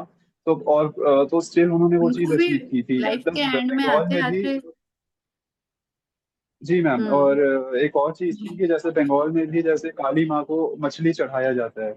तो मेरा यही क्वेश्चन है कि अगर मान लीजिए बीइंग कोई बंगाली है जैसे, तो फिर वो उसको तो फिर कभी कॉन्शियसनेस मतलब जैसे कि समाधि मतलब जो टॉप लेवल, जो सारे सातों चक्रों में जो टॉप लेवल का चक्र है, उस लेवल तक वो पहुंच ही नहीं पाएगा, क्योंकि वो नॉन वेज का रेगुलर सेवन कर रहा है। बता दूं, बहुत इंपॉर्टेंट क्वेश्चन भी है। यहाँ तक कि विवेकानंद जी खाते थे, तो फिर बहुत सारे उनके शिष्यों ने ये भी पूछा था कि हम भी तो सेवन करेंगे, क्योंकि विवेकानंद जी भी करते हैं। तब पता है रामकृष्ण परमहंस जी ने क्या कहा था? पहली बात तो वो वाली बात कि रामकृष्ण परमहंस जी को भी लाइफ के एंड तक आते आते कैंसर था। आप सभी इस बात को, आप में से मैक्सिमम जानते होंगे। बाकी जो डिजीजेस भी हैं, ठीक है। जी। इसका आंसर मैं नेक्स्ट में दूंगी, पहले मैं आपको खाने का बताती हूँ। जब उनसे पूछा गया कि विवेकानंद जी ऐसे ऐसे खाते हैं, ये तो हम भी खाएंगे वगैरह, तो रामकृष्ण जी ने कहा था, विवेकानंद जी, नरेंद्र तो आग का गोला है, सब पचा देगा। सब पचा लेगा का क्या अर्थ है? त्रिगुणातीत ऐसी पर्सनालिटी, ठीक है, जिसके ऊपर वो जो खाए उसका असर ना हो। ठीक है, उसके कॉन्शियसनेस में असर नहीं होगा। कैसे नहीं होगा असर? जैसे ही ये क्लियर हो गया कि हम आत्म हैं, और जब आप अपने शरीर को, अपने मन को, और तीनों के तीनों जो हमारे तत्व हैं और ये रसत रजतम है, जब आपको ये समझ आ जाएगा और ये आपके कंट्रोल में हो जाएंगे, क्योंकि अल्टीमेटली आप आत्मा हैं, आप पुरुष हैं। ठीक है। तो यानी कि अगर ये आपके कंट्रोल में है कि अपने ऊपर असर होने देना है या नहीं होने देना है, तो वो नहीं करेंगे असर। और श्री रामकृष्ण परमहंस जी तो स्वयं राम के और कृष्ण के अवतार रहे हैं। और जो भी उन्होंने खाया है, जो भी उन्होंने दुख सहे हैं, और जितने भी कष्ट और जितने भी आप ये डिजीजेस बोल रहे हैं ना, ये सारे सिर्फ उनके कर्म नहीं थे, सबके कर्म। ये सोच सकते हैं कि आप, उन्होंने कितने सारे लोगों के कर्म लिए। और उस दौरान तो हम थे भी नहीं। पर अभी जो जिनकी मैं बात करती हूँ, पंडित श्री राम शर्मा आचार्य जी, युग ऋषि बोला जाता है उनको। उनका तो लोगों ने लाइव देखा है। जब एक व्यक्ति को आ, वो एक्सीडेंट में उसको चोट लगने वाली थी, ठीक है, वो तो बच गया। पर अगले दिन देखा गया कि श्री राम जी को, यानी कि जो हमारे गुरुदेव हैं, उनको सेम उसी जगह पे चोट आई हुई है। तो ये कैसे संभव है? कर्मों को गुरु लेते हैं। और कहते हैं ना, श्री कृष्ण खुद कहते हैं भगवत गीता में कि आपके कर्मों का योग क्षेम, यानी कि खुद मैं वहम करूंगा। तो आपके कर्म सिर्फ हमारे हिम्मत से इतने सारे जन्मों के और अभी इतनी जल्दी कट जाएं, इतना आसान नहीं है। इसलिए कहा जाता है कि आप गुरु के संरक्षण में जाइए, आप दीक्षा लीजिए। यही इन सारी चीजों का कारण है। तो उनके भीतर जो भी परेशानियां आई, वो केवल मात्र उनके कर्म नहीं, बल्कि वो तो निकल गए अपने कर्मों से, अब उन्हें दूसरों के कर्मों को भी वो ले रहे हैं, क्योंकि जैसे ही पता चलता है कि हमें अकेले अकेले थोड़ी ना आनंद की प्राप्ति करनी है, सबको करवानी है। तो अगर वो किसी अपने शिष्य को, जैसे माता पिता अपने बच्चों के लिए खुद दुख सहन कर लेते हैं और पूरी तरीके से सहन करते हैं, सेम केस यहाँ पे है। ठीक है, तो अगर आपको आजकल के एग्जाम्पल चाहिए तो वो भी मिल जाएंगे, पहले के चाहिए तो वो भी मिल जाएंगे। अब जितने लोग, अब इंटेंशन पे भी फर्क पड़ता है, देखिए। आपका एक और प्रश्न ये था कि फिर तो उन्हें हायर कॉन्शियसनेस प्राप्त होगी ही नहीं। ऐसा नहीं है। ठीक है, क्यों होगी, जिनको भी होगी उनको क्यों होगी? क्योंकि एक होता है बाल मन, यानी कि ईश्वर समर्पण। एक है आप इंटेंशन या फिर जानते हुए भी ग्रहण कर रहे हैं या खा रहे हैं। और एक है जिसके अंदर आपका इंटेंशन इतना गहन है कि वो मीरा ने जब विष को ग्रहण किया वो अमृत बन जाए। अगर इतना समर्पण है, अगर इतना कनेक्शन है आपका ईश्वर के साथ, अगर इतनी भक्ति और श्रद्धा है, अंधविश्वास को छोड़ दीजिए, यदि इतनी भक्ति और श्रद्धा है तो वो कॉन्शियसनेस लेवल अचीव होकर रहेगा। ठीक है, तो आई होप आपको ये क्वेश्चन का आंसर भी मिल गया होगा। पर यदि पता है तो सोचिए कि अगर आप के भीतर वो संवेदना है तो आप किसी को भी कष्ट पहुंचाएंगे ही नहीं। चाहे वो एक मछली हो, चाहे एक चींटी ही क्यों ना हो, आपके भीतर से आएगा ही नहीं कि इसको थोड़ा सा भी कष्ट हो। तो वो क्लियर हो जाता है कि हाँ, आपकी कॉन्शियसनेस लेवल अभी बढ़ गई है। और मैंने ऐसे बहुत सारे योगियों को देखा है। एक एक योगिनी है रायकोटा के नाम से, उनका भी कुछ वो देखा था मैंने, इंटरव्यू देखा था, तो उन्होंने कहा था वो पहले पूरा नॉनवेज खाती थी, यानी कि मछली, वो बंगाल से हैं। ठीक है, उन्होंने खुद ये कहा था कि मैंने नहीं छोड़ा है, वो अपने आप छूट गया, अंदर से आया कि अब नहीं खाना है, बिकॉज उस पाथ पे अगर आप हैं तो अपने आप गाइडेंस मिलती चली जाती है, और फिर अपने आप चीजें सही दिशा में होती चली जाती हैं। आई होप आपके सारे क्वेश्चंस का आंसर मिल गया है आलोक जी। क्लियर? बहुत सुंदर। अभी और क्वेश्चन लेने ले या फिर पंचकोश को आगे लेके जाएं? अगर इम्पोर्टेंट है तो ले लेते हैं। शिखा जी आप पूछिए। प्रणाम मैम। हाँ। मेरा कि हम किसी इंसान के फिजिकल स्ट्रक्चर से उसके प्रकृति का पता लगा सकते हैं। हाँ जी, लगा सकते हैं, पर वो एग्जैक्ट नहीं पता लगेगा। कोई इतना ज्यादा एक्सपर्ट हो गया है चीजों को देखने में, समझने में, जो एक्सपर्ट हो जाते हैं वो तो नाखूनों से भी पता लगा लेते हैं किस चीज की कमी है, किससे ज्यादा है, क्या कम है, एक्सपर्ट होने का मन। ठीक है, तो नॉर्मली हाँ, देख के आप लगा सकते हैं कि ऑब्वियसली अगर आप हायर भी कर रहे हैं किसी को, आपको कोई मोनोटोनस काम करवाना है, यानी कि लगातार बैठे बैठे काम करवाना है, धीरे धीरे करवाना है, ताकि वो बीच में हिले डुले, ज्यादा ना परेशान ना करे, तो आप कोशिश करेंगे जिसका कफ प्रकृति आप उसे लेंगे। ठीक है, मतलब कि वात पित्त कफ का समझना और इन पंच जो हमारे तत्व है उनको समझने से हमारे बिजनेस में भी हेल्प मिलेगी, हमारे रिक्रूटमेंट में भी हेल्प मिलेगी, यहाँ तक कि स्टूडेंट्स को भी हेल्प मिलेगी कि मेरे को किस फील्ड में जाना चाहिए।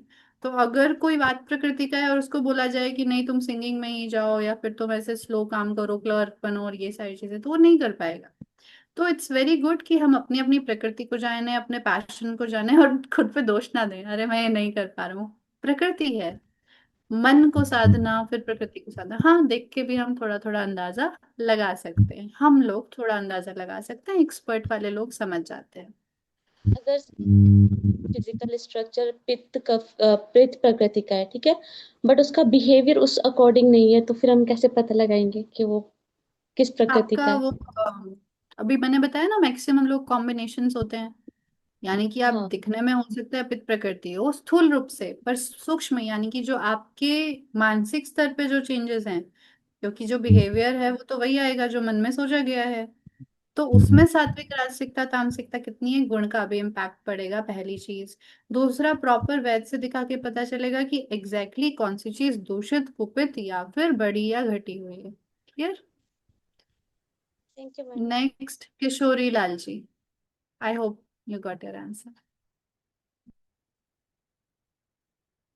पूछिए। कोई बात नहीं है, आज थोड़े से क्वेश्चन आंसर हो जाएं। किशोरी लाल जी पूछिए।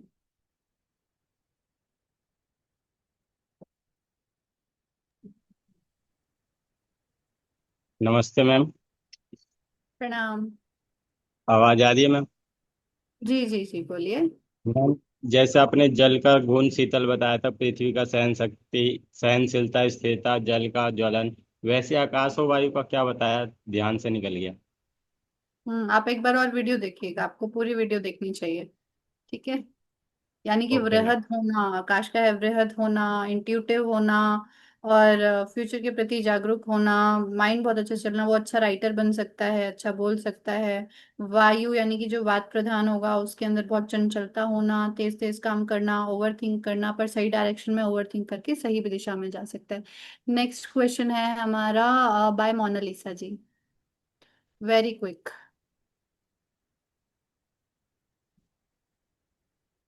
हाँ मैम। जी जी, हाँ, बोलिए। प्रणाम। प्रणाम गुरुमा। 1 मिनट है मैं हमारे पास शेष। हाँ। हाँ मैं बोल रही हूँ कि जो मैं तो थोड़ा सा लेट से ज्वाइन हुई हूँ, देखी नहीं थी, कॉलेज गई थी। तो इसलिए मैं बोल रही हूँ कि 25 जो तत्व आपने बोले बोले हैं ना, वो थोड़ा एक बार रिपीट कर दीजिएगा प्लीज, तो हेल्प हो जाएगी। मोनालिसा जी, आपको पता है यहाँ पे कितने लोग जुड़े हैं? यहाँ पे 70 के करीब लोग जुड़े हैं। और आपसे ये निवेदन है कि आप पूरी वीडियो, आप स्टार्टिंग से नहीं जुड़ी थी, आपको ये पूरा का पूरा सेशन दोबारा देखना होगा। आपको अटेंडेंस भी तभी मिलेगी, चलेगा? और आपका लाभ भी हो जाएगा। इतनी जल्दी रिपीट नहीं हो सकती हैं चीजें। ठीक है। Okay okay ma'am, thank you thank you. आगे से, आगे से ऐसा कोई रिक्वेस्ट ना करे तो सभी के लिए बहुत अच्छा रहेगा। ठीक है, तो बहुत सोच ओके समझ के। जी जी जी। कोई बात नहीं, आप नहीं जुड़ पाए तो। नेक्स्ट स्वप्नल जी, लास्ट क्वेश्चन आपका। नमस्ते। आवाज आ रही है मैडम? जी जी जी, जल्दी से बोलिए। मैडम मुझे ये पूछना है, अगर किसी एक पर्सन में ये तीनों वात पित्त और कफ, ये तीनों भी हो, तो उसकी जो प्रकृति है वो कैसी समझी जाएगी? मतलब कोई कोई पर्सन जो है उनकी वात का रहता है, प्रकृति कोई पित्त। उतार चढ़ाव में रहेगी, उनकी प्रकृति उतार चढ़ाव में रही थी। मैंने आपको दिखाया था और बताया था कि जिनके अंदर ये तीनों गुण लगभग लगभग बराबर होते हैं और लगभग लगभग एक जैसे होते हैं, तो उनकी साम्य अवस्था भी होगी। यानी कि जब वो ठीक रहेंगे तो बहुत अच्छे रहेंगे, बहुत साम्य अवस्था, यानी कि तीनों चीजों में एडजस्ट कर लेंगे। पर अगर कुपित हो गए, यानी कि डिजीज आ गई, तो उन्हें संभालना बहुत मुश्किल हो जाएगा। ठीक है, तो ऐसा अच्छा। होता है। यानी कि अगर ठीक है तो बहुत अच्छे, हर चीज में बहुत अच्छा। बहुत लिमिटेड ऐसे लोग होते हैं, बहुत लिमिटेड होते हैं। ठीक है, और अगर वो खराब हो गए तो फिर सोचिए कि वात बढ़ाएं कि पित्त बढ़ाएं कि कफ बढ़ाएं, एक बढ़ेगा दूसरा घट जाएगा, बड़ी दिक्कत आती है। ठीक है। आई होप आई जी, क्लियर योर आंसर। धन्यवाद। सादर प्रणाम। चलिए, हम पंच कोशों को पढ़ते हैं वापस से। सभी लोग अटेंटिव हो जाएंगे, एक्टिव हो जाएंगे अगले आधे घंटे के लिए, एकदम पंचकोश सीखने के लिए तैयार। ठीक है। यहाँ से मैं स्क्रीन शेयर कर रही हूँ, और आपके सामने जैसे ही स्क्रीन शेयर हो जाए जस्ट लेट मी नो।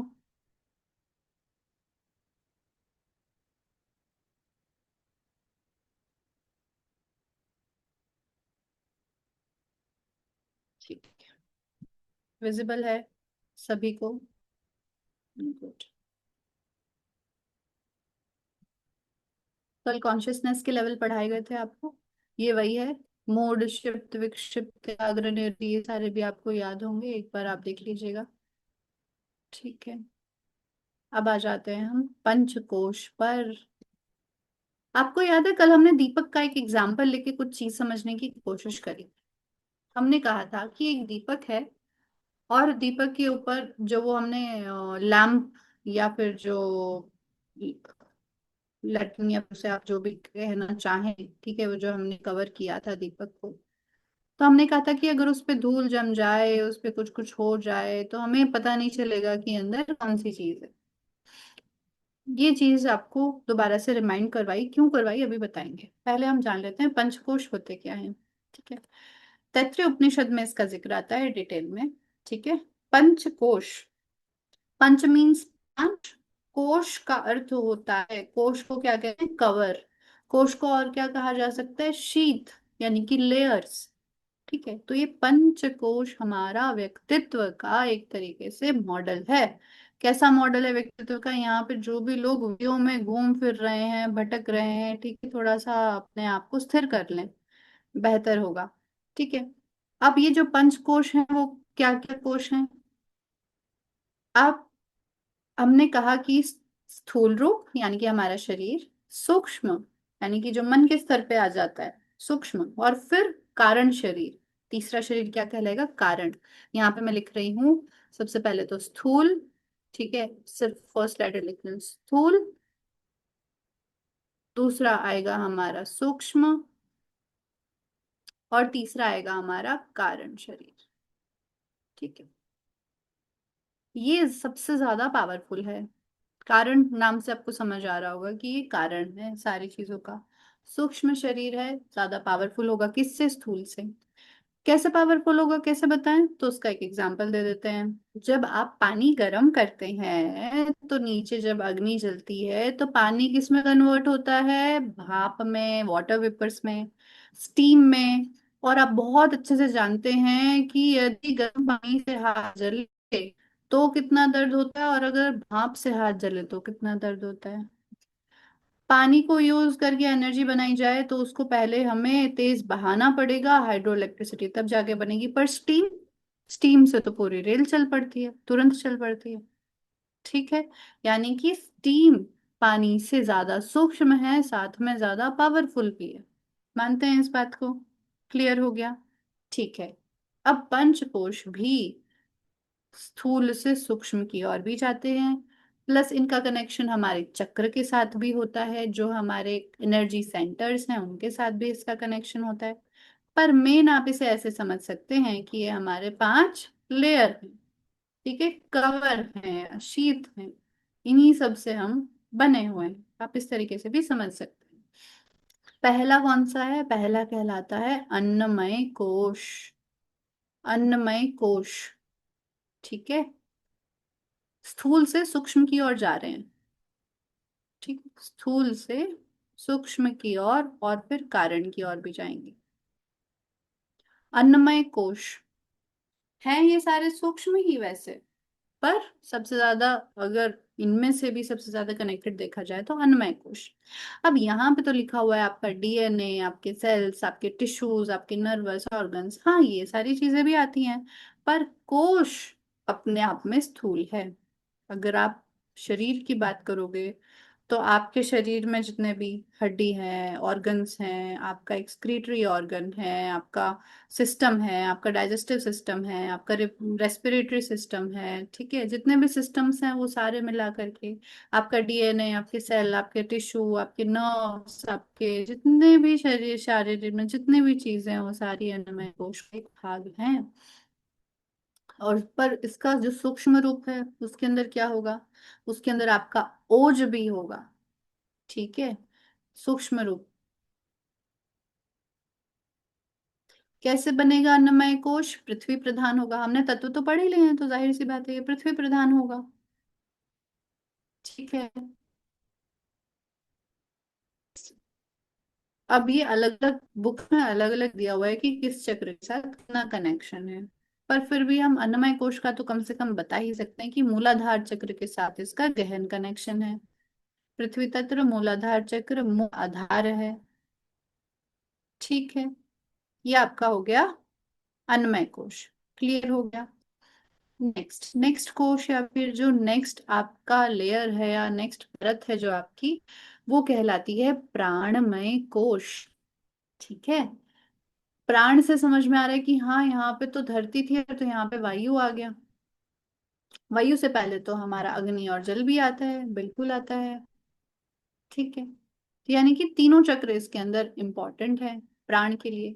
पर सबसे ज्यादा प्राण का केंद्र माना जाए, ठीक है, आदान प्रदान का नहीं, मैं प्राण का केंद्र मानने की बात कर रही हूँ, तो वो आएगा आपका सोलर प्लेक्सिस, यानी कि आपका नेवल चक्र। ठीक है, नेवल चक्र आएगा आपका, मणिपुर चक्र बोलते हैं इसको। डायरेक्ट कनेक्शन किसके साथ है इसका, सन के साथ। जैसे सन सेंट में है, अगर सूरज ना हो तो कोई भी चीज नहीं होगी, वैसे ही इसका कनेक्शन तो है आपके मणिपुर के साथ। पर साथ साथ में स्वादिष्ठान भी है, यानी कि जल से भी प्राण प्राप्त होता है। जल से सबसे पहले कोई बेहोश हो रहा है या फिर ऐसा लग रहा है तो क्या पिलाते हैं, पानी छिड़कते हैं, पानी पिलाते हैं, है ना? वायु भी इसके साथ इम्पोर्टेंट, यानी कि अनाहत चक्र भी, वो हम बाद में जानते हैं। ये है आपका प्राण, आपका ऑरा। सुना होगा ना आपने कि और बड़ी मजबूत है। ऑरा चेक करते हैं, ऑरा ही देते हैं। आपके आसपास कई मीटर तक ऑरा होती है। किसी के साथ आप मिलते हैं तो आपको बहुत अच्छा महसूस होता है। किसी की बातें आप सुनते हैं तो आपको लगता है कि इससे तो बड़ा दिव्य महसूस हो रहा है, हमारी प्राण ऊर्जा बढ़ रही है। किसी से चलते लगता है कि सारी एनर्जी एकदम खत्म सी हो गई है, एकदम नस आ गई है। ठीक है, किसी जगह पे पहुंच के आप लगता है यहाँ पे प्राण वायु बहुत अच्छी है। आप हिमालय की तरफ चले जाएं, आपको बहुत अधिक मात्रा में प्राण और वो वायु नजर आएगी, वो आपको मिलेगा। वायु और प्राण में अंतर होता है। वायु तो सिंपल आपका बहुत, आपका पास महाभूत है। ठीक है, पर वायु से जीवित रहे सत्य नहीं, सिर्फ ऑक्सीजन से जीवित रहे नहीं, प्राण से व्यक्ति जीवित रहता है। हमारा तो में खासकर ये नहीं बोला था कि ये ऑक्सीजन नहीं रहा इसलिए मृत्यु हो गई, नहीं। कहते हैं प्राण चल गया, यानी कि प्राण ही वह कारण है जिसके माध्यम से अस्तित्व। ठीक है, आपके चक्रों से संबंधित है, आपको से संबंधित, इस प्राण ही है। यही तो है वो वायर में बहने वाली इलेक्ट्रिसिटी जिसके कारण से ये चीजें चल पाती है। होगी क्लियर? ये आपका प्राणमय कोश। इसी का प्राणमय कोश के साथ साथ ऑरा भी, हेल्थ ऑरा भी होती है, यानी कि आप स्वास्थ्य से रिलेटेड आपकी स्पिरिचुअल ऑरा होती है। किसी कहीं कई मीटर तक होती है, यानी कि जैसे आप किसी भी पुरुष ले लें, उनके दूर से ही, यानी अगर दूर भी खड़े हैं तब भी आपको वो ऊर्जा अलग से महसूस होगी। ठीक है, तो ये हो गया आपका बायोमैग्नेटिक फील्ड, प्राण वाला। आ जाते हैं मनमय कोश पर। मनमय कोश एक लेवल और थोड़ा सा हो गया। कैसे हुआ? क्योंकि सूक्ष्म में आता है आपका मन। ठीक है, यानी कि वायु हो सकता है कितनी तेज चले, पर से तो चल सकता में से। मन सबसे ज्यादा सूक्ष्म है। इसके अंदर आपके नस पे मोशंस में तो आप के मन में कोश, आपकी चाह, फीलिंग्स, आप डिसलाइक्स और और ये सारी चीजें दोनों में संबंध रहते हैं।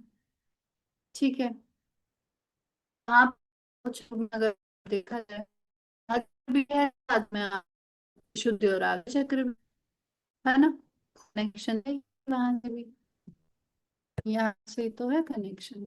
मनोमय कोश सूक्ष्म है, इमोशंस, लाइक्स डिसलाइक्स, इन दोनों का भी कनेक्शन है गहरा। बुद्धि और मन से कनेक्शन है, ऐसे इन दोनों का भी कनेक्शन है। मनोमय मनोमय फिर आता है चिन्मय कोश। अब आपको याद है अभी तक आपको पढ़ाए गए थे तो उसके अंदर एक था महतत्व। ठीक है, तो विज्ञान में कोश का कनेक्शन है उस हायर माइंड से, विजडम से, यानी कि यहाँ पे हो सकता है आप डिसीजन ले सको। हमारा मन क्या होता है? मन का कार्य होता है इच्छा करना। ठीक है, कोई चीज पसंद नापसंद करना, इच्छा करना हो जाता है, या फिर और एक और कार्य है वो है इंद्रियों को गाइड करना, या इंद्रियों से चीजें, या फिर इंद्रियों से सेंसेशन लेना। पर समझदारी से डिसीजन मेकिंग वगैरह इनफेक्ट बुद्धि होती है, और वो बुद्धि ऐसी होनी चाहिए, प्रखर होनी चाहिए, उसके अंदर प्रकाश होना चाहिए। ये प्रज्ञा क्या है? ये किस चाय का नाम है? किस इंसान का नाम है? नाम सुना?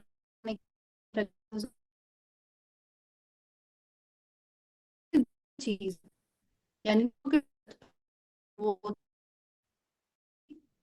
होती है उसे हम प्रज्ञा कहेंगे, प्रज्ञा। ठीक, यहाँ तक कि परम पूज्य गुरुदेव जो, जिनके बारे में आपको कहती हूँ, जिन्होंने 3,000 से ज्यादा पुस्तकें लिखी, वो उन स्थल पे क्या लिखा हुआ है कि प्रज्ञा प्रखर, प्रज्ञा लिखा हुआ है। तो प्रकार किए जाते हैं, प्रखर प्रज्ञा। ये वो महत तत्व जो है ना, डायरेक्ट कनेक्शन है, सारी नॉलेज है, तो जो कोई एक इंसान, कोई 3,000 साल तक या 3,000 ज्यादा पढ़ ही ले, बहुत बड़ी बात है। और उसके भीतर ऐसे छोटी नहीं, वांग में इतने मोटे वांग में, और बच्चे से लेकर बूढ़े तक हर विषय पर उन्होंने लिखा है। और गायत्री मंत्र की साधना करके गायत्री मंत्र दिया है सभी को। पहले कहते थे कि गायत्री सिर्फ ब्राह्मण जो जन्म से ब्राह्मण सिर्फ वही जब किसी ने दी, उन्होंने पहले उसको साधा, मंत्र को सिद्ध किया, और उसके बाद फिर उसे जन तक पहुंचाया कि अब स्कूल्स में भी गायत्री मंत्र हो रहे हैं। ठीक है। इसके अलावा जितनी यात्रा, उन्होंने ये समझ लीजिए कि एक जीवन में लगभग लगभग आप ये समझ लीजिए 80 साल में 80 लोगों भर से ज्यादा काम तो कर ही लिया। प्रज्ञा, तो ये वो इंटेलिजेंस है, धर्म जनरेट कराती है, और सारा नॉलेज, सारा इंटेलेक्ट है, बिलीफ है, ये जो हमारा वांडी है, इंटेलिजेंस है, हायर माइंड है, विजडम है, ये कहलाएगा हमारा विज्ञानमय कोश का भाग। ठीक है। तो उसके भीतर कनेक्शन हो गया। और लास्ट में है हमारा आनंदमय कोश, सच्चिदानंद, सच्चिदानंद, जो हमारा रियल है, वो क्या है, ब्लिस है, वो आनंद स्वरूप है। कोई चीज आनंद स्वरूप है, उसके अंदर आनंदमय कोश आपका है, तो आप स्व के साथ स्थित हो जाते हो, और ये आपका सबसे करीबी कोश है। आप कहेंगे कि हम ईश्वर के दर्शन कैसे कर सकते हैं, ठीक है, या फिर आत्मा के दर्शन कैसे कर सकते हैं। ईश्वर तो खैर निराकार है, उनका वो तो जन्म मरण हर चीज से परे है, त्रिगुणातीत है, सारी चीजें हैं। पर आत्मा का दर्शन कैसे हो सकता है, ये क्वेश्चन भी मैं आपको थोड़ा सा आपका एक नजरिया बोलती हूँ। ठीक है। पहले आप ये बता दीजिए, पांच कोश क्लियर हो गए हैं, समझ में आ गए हैं पांचों कोश सभी को, क्लियर हो गए हैं, मुश्किल तो ज्यादा नहीं। ठीक है। यहाँ पे आप लगा लीजिए आनंदमय कोश, और इसका विस्तार कितना है, आप इसे ऐसे मत लीजिएगा कि जैसे उसके ऊपर होती है नारियल के ऊपर या फिर गोभी के ऊपर, उस वैसे मत लीजिएगा इसको परतों के रूप में। ठीक है। ये समझिए, अगर आपका सेंटर है आनंदमय कोश है, तो इसका विस्तार सबसे ज्यादा होगा। ठीक है। विज्ञान में कोश का विस्तार, क्योंकि वो महत तत्व है, ठीक है, यहाँ तक होगा। मनोमय कोश का विस्तार, जहां तक आपका मन जा सकता है वहां तक आपका मनोमय कोश का विस्तार है। प्राणमय कोश का विस्तार, प्राण जहां तक मौजूद है, प्लस आपका अगर अभी आप स्व में ही स्थित नहीं है, पर फिर भी प्राण का कैसे पता चलेगा, ऑरा जहां तक जाए। और अन्नमय कोश आपके फिजिकल बॉडी तक। क्यों जरूरी है इन पांचों को शुद्ध करना, क्यों जरूरी है इन पांचों को साधना, यहाँ तक कि माँ गायत्री के 5 मुख बताए जाते हैं, वो इन्हीं 5 कोशों के प्रतीक हैं।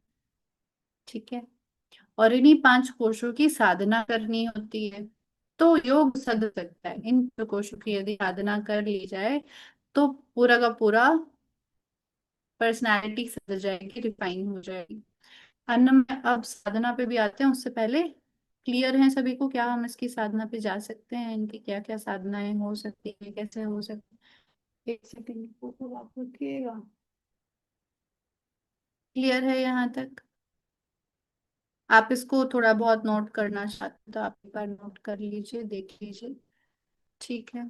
ये 5 शीट्स पे लिखी हुई है, यहाँ से आप देख लीजिए।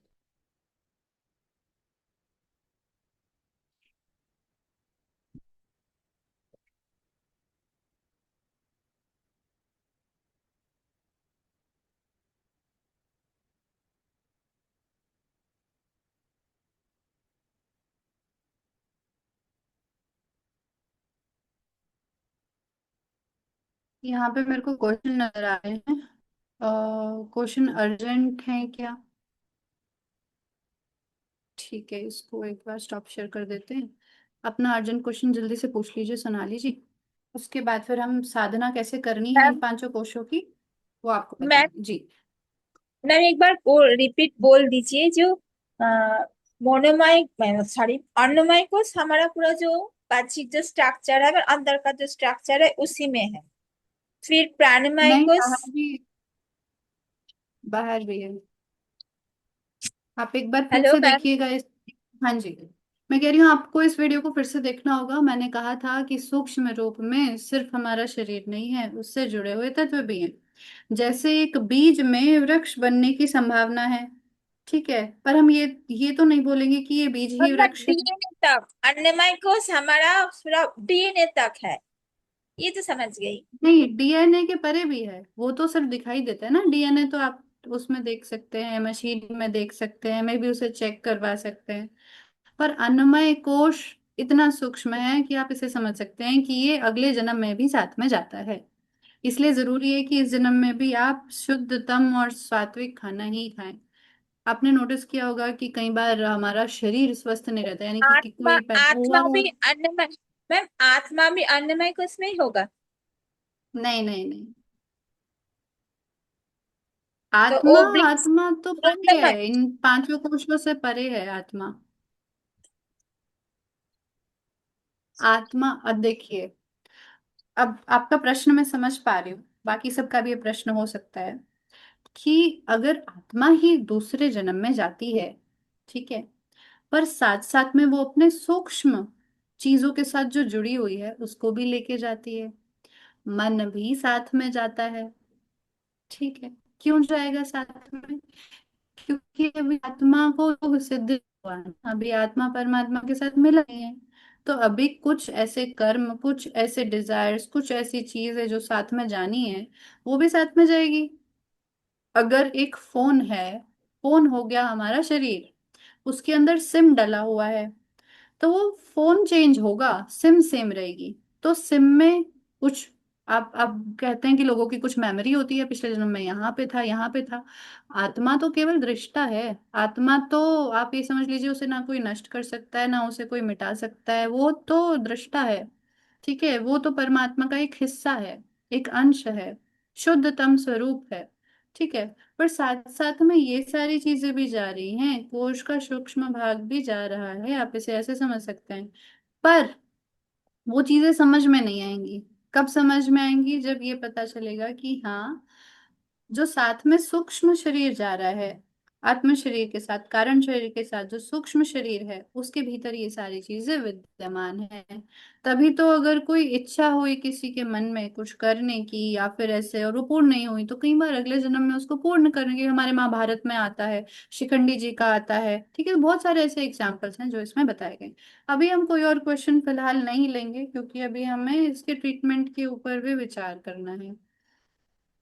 करिश्मा जी जल्दी से पूछ लीजिए, कोई बात नहीं, केवल आपका है तो। प्रणाम गुरुमा। मेरा क्वेश्चन ना इसी से प्रणाम। रिलेटेड है। जो रीबर्थ से रिलेटेड होता है ना, कि सबको ये कहा जाता है कि हमें जन्म जो लेने देते हैं तो हमारी अलग अलग योनियों में जाते हैं। पर अगर हम किसी को पास्ट लाइफ अगर मेमोरी मतलब पूछते हैं या वो करवाते हैं, तो उस टाइम पे वो जो भी रहेगा रिकॉल करते हैं तो वो उनका ह्यूमन का ही बर्थ होता है। मतलब मेमोरी जो भी होगी वो ह्यूमन की ही होती है, क्योंकि कोई एनिमल तो हम्म, नहीं बनता है, मुझे ऐसा लगता है। तो इसका आप बताइएगा।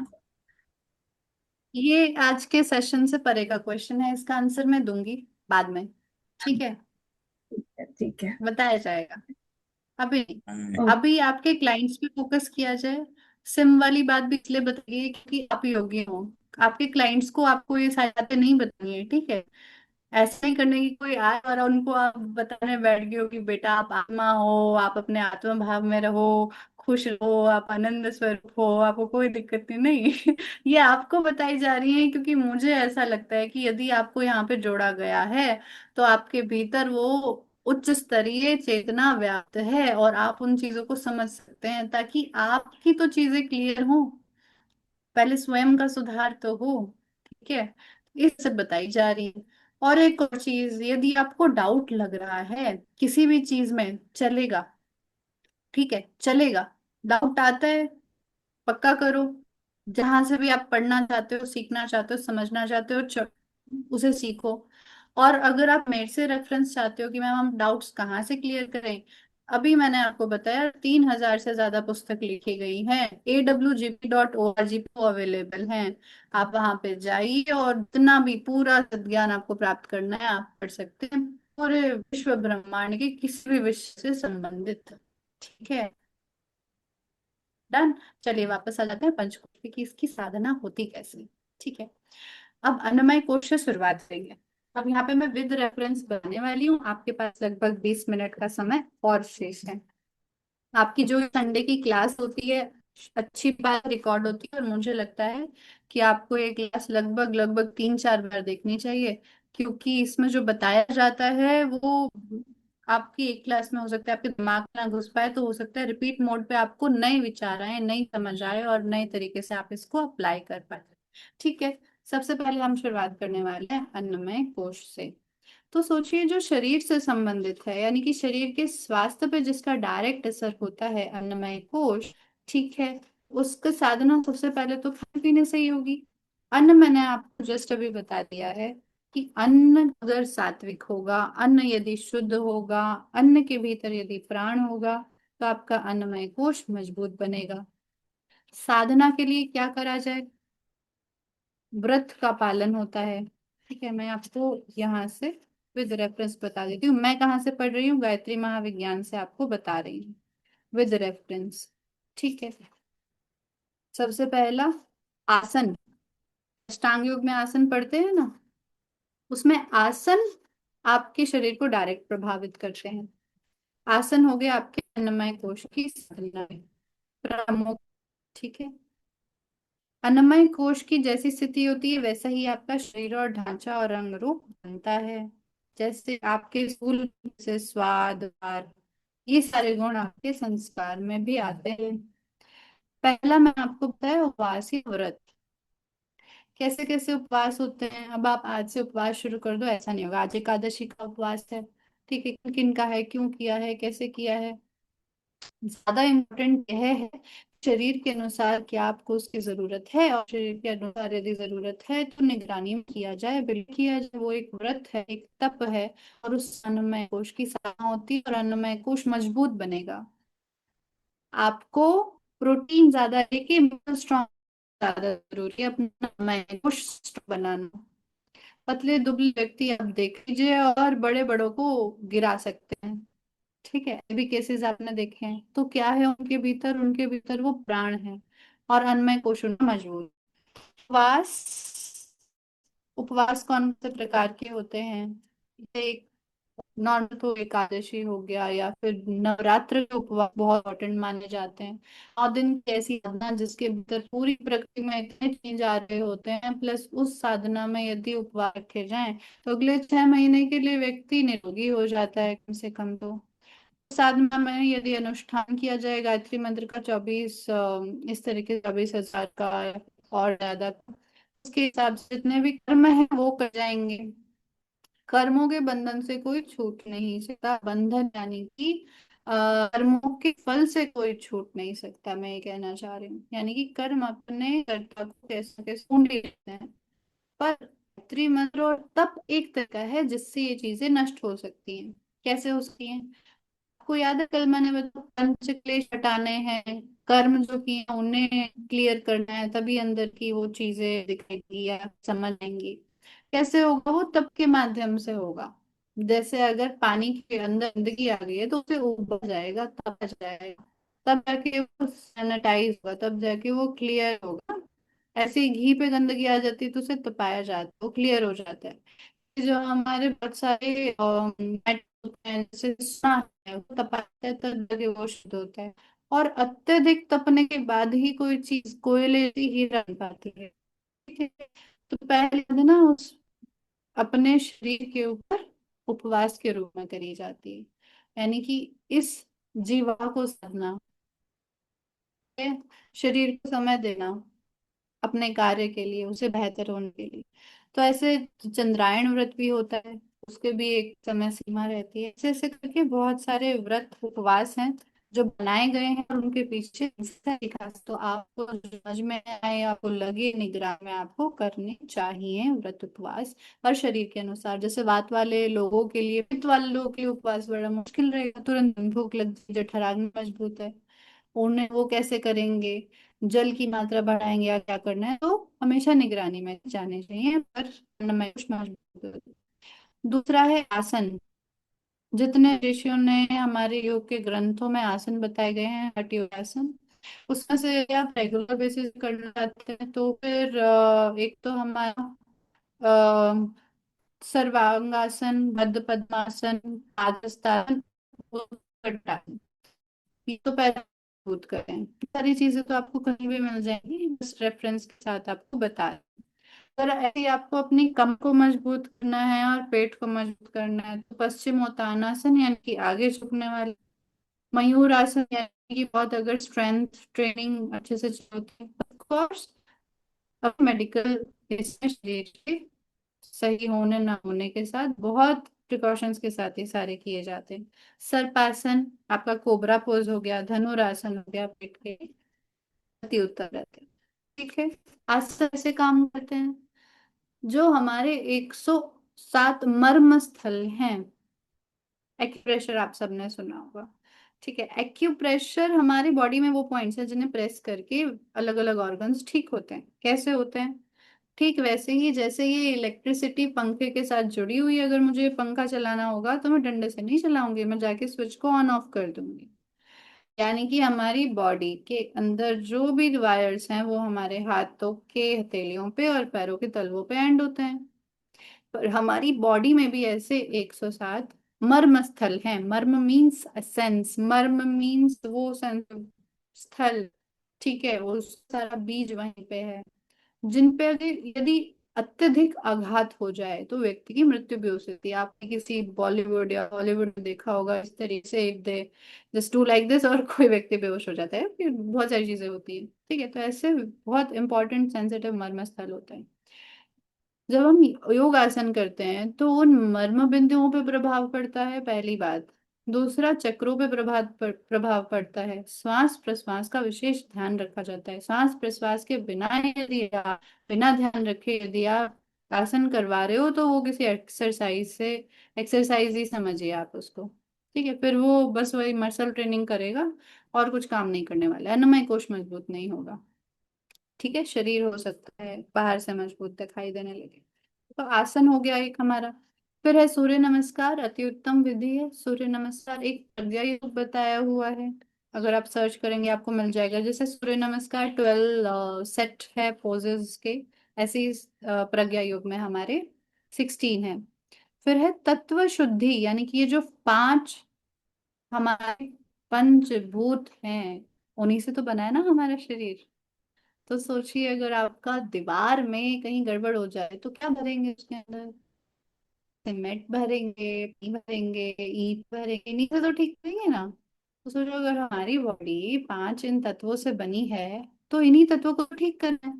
तो प्राकृतिक चिकित्सा की मात्रा बढ़ाना है या गर्म खाना है, या फिर हमें अग्नि, अब क्या यज्ञ अग्नि खतरा हो, सूरज की रोशनी में भी रहना चाहिए सुबह सुबह, हमें जल के साथ भी रहना चाहिए, पहले नदी के साथ रहते थे, ठीक है, और क्या मिट्टी में खेलते थे हम, कनेक्टेड रहते थे, अच्छी हवा पानी ग्रहण करना, यानी कि ये पांचों के साथ रहेंगे ना तो हेल्दी रहेंगे।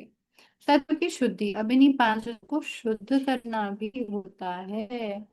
डिटेल में कभी मैं आपको लिंक दे दूंगी, लिंक वैसे तो मैंने आपको बता ही दिया है, इसका रेफरेंस है गायत्री महाविज्ञान, और पेज नंबर जहां से मैं आपको ये सारी चीज बता रही हूँ वो है लगभग 300 से ये सारी चीजें शुरू है। तो उसमें पांचों तत्व की कैसे शुद्धि करनी है वो पांचों डिटेल में बताया। तपश्चर्या मैं आपको बता चुकी हूँ, ये हो गई आपकी अन्नमय कोश की साधना। और आज मुझे लगता है कि आप सभी के जो ब्रेन है ना वो भी और ज्यादा इतने एक्टिव नहीं है कि वो और ज्यादा कर सके, ठीक है।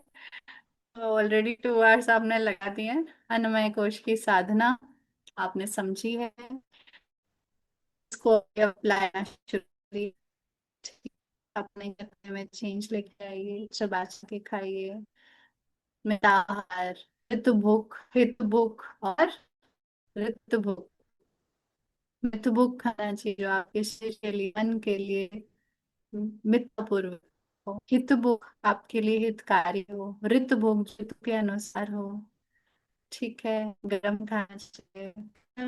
बड़ी को इतना उसे लेस तो खाइए नहीं, खाने से पहले मंत्र पढ़ना चाहिए।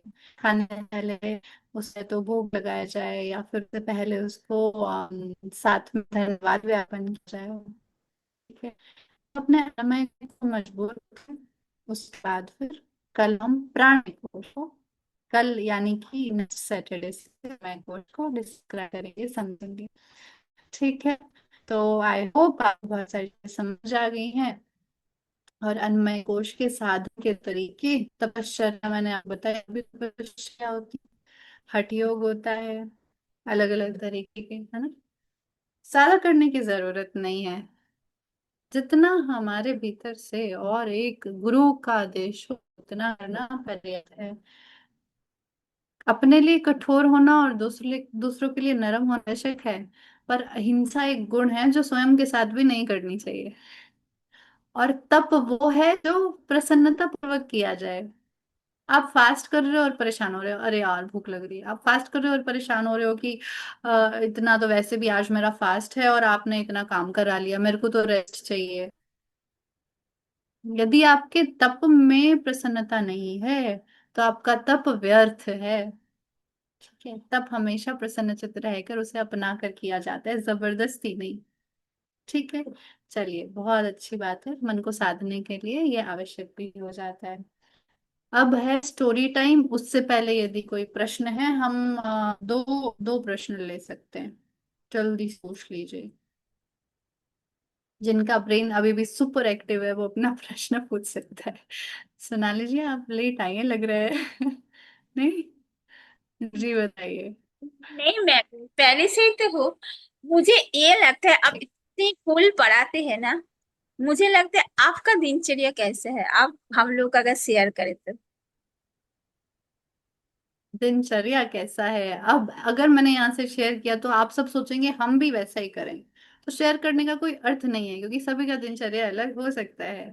दिनचर्या कुछ ऐसा नहीं, है कि वो तो सही वो टाइम पे सो जाना, अपने आप ही निद्रा खुल जाती है ब्रह्म मुहूर्त में। ब्रह्म मुहूर्त में निद्रा खुलने के बाद जो भी आयुर्वेद के अनुसार चीजें हैं वो सारी करी जाती हैं, जैसा भी निर्देश आदेश गुरु के माध्यम से और अंतरात्मा के माध्यम से मिलता है वो सारी चीजें होती हैं। ठीक है, ये सारी चीजें उसमें शामिल है। सात्विक भोजन शामिल है, सारी चीजें। कुछ सहज योग हो जाता है, कुछ अष्टांग योग हो जाता है, जैसे भी एक टाइम के बाद अंदर से प्रेरणा भी आती है तो फिर उसके अनुसार कार्य होते हैं। पर हम सब सीख ही रहे हैं, हम सब कहीं ना कहीं उसी पथ पे हैं, कोई आगे पीछे नहीं है। सही कहें तो कहीं ना कहीं हम खुद भी नहीं जानते हैं कि हम कहाँ पे हैं, पर आज ही हमारा कल बनाएगा। तो यदि हम अभी अपने समय के साथ, अपने प्रतिभा के साथ, अपनी शक्ति के साथ न्याय करके उसको सही तरीके से इन्वेस्ट कर रहे हैं, future is safe. Next question. ये क्वेश्चन आज की लाइफ में तो मतलब इसमें तो रेलेवेंट नहीं था, पर ठीक है। बाकी मैक्सिमम टाइम पढ़ाने में जाता है क्योंकि वही कर्तव्य है।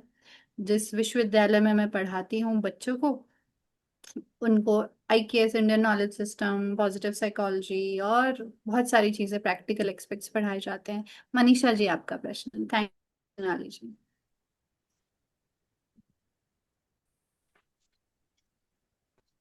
हाँ जी मनीषा मैम, जी। ये जी। हेलो। यस मैम, प्रणाम मैम। ये ओज और ओरा, इन दोनों में डिफरेंस क्या है? जी, जैसे डिफरेंस अन्नमय है। कोश में आपने ओज बताया था। ओज, ओज जो है मन से भी ज्यादा सूक्ष्म जो बनता है हमारे अन्न का, वो ओज कहलाएगा। ठीक है, और सबसे ज्यादा जो जिसे कहते हैं कि ओज बढ़ता है, ब्रह्मचर्य के माध्यम से कहा गया है योग में कि ओज बढ़ता है। यानी कि आप जो भी अपनी इंद्रियों से कार्य कर रहे हैं, जो भी चीज सुन रहे हैं, देख रहे हैं, ग्रहण कर रहे हैं, खा रहे हैं, पी रहे हैं, ठीक है, उसको जब सही दिशा में लगा जाए तो वो जो आखिर में निर्माण होता है, अष्ट धातुओं के बाद शरीर की अष्ट धातुओं का निर्माण हुआ, फिर मन का निर्माण हुआ, और फिर ओज का निर्माण। ठीक है, ओज का निर्माण और मन का निर्माण ये दोनों सूक्ष्म है। ओज वही जो आपके वाणी में तेज और आपके शरीर में वो तेज लेकर आता है, इसके माध्यम से जीवन सफल हो पाता है। जबकि ऑरा है, ऑरा तो सिर्फ आपका एक तरीके से प्राणमय कोश से ज्यादा रिलेटेड है। ठीक है, उसका ज्यादातर उससे रिलेशन है, और इन दोनों का भी आपस में रिलेशन है ही। ओज यदि अधिक होगा तो ऊर्जा, वो प्राण का जो ऑरा होगा वो मजबूत होगा। तो बिल्कुल दोनों का डायरेक्ट कनेक्शन है, बहुत ज्यादा अंतर ऐसा एक दूसरे को डिफाइन कर, बस इतना ही अंतर। नेक्स्ट क्वेश्चन उषा सही धारा बात। जी।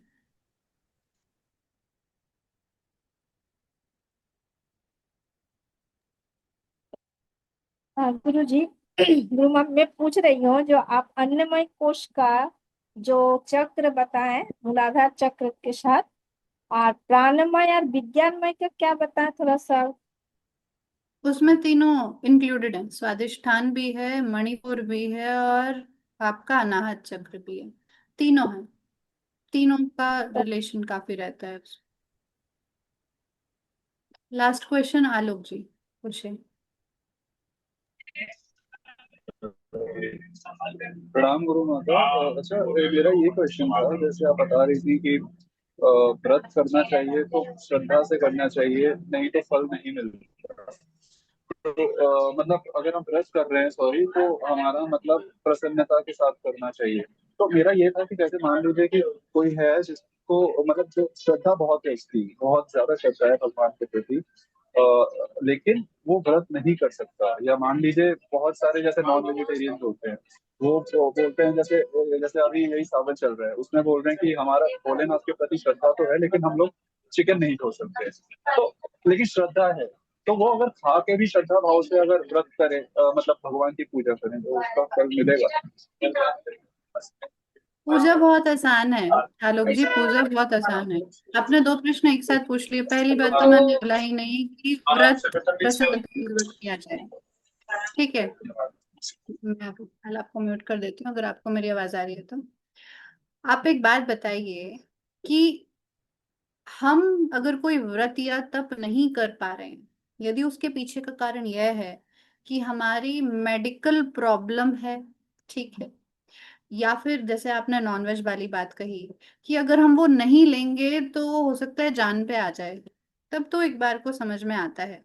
ठीक है, अगर ऐसा कुछ है और आपको भरोसा है कि अगर हमने ऐसा चीज ग्रहण नहीं करी तो फिर भाई जान खराब हो सकती है या फिर ऐसा कुछ हो सकता है, तब तो कुछ नहीं कर सकते। ठीक है, फिर वो आपकी मान्यता है, आपके भीतर का वो है।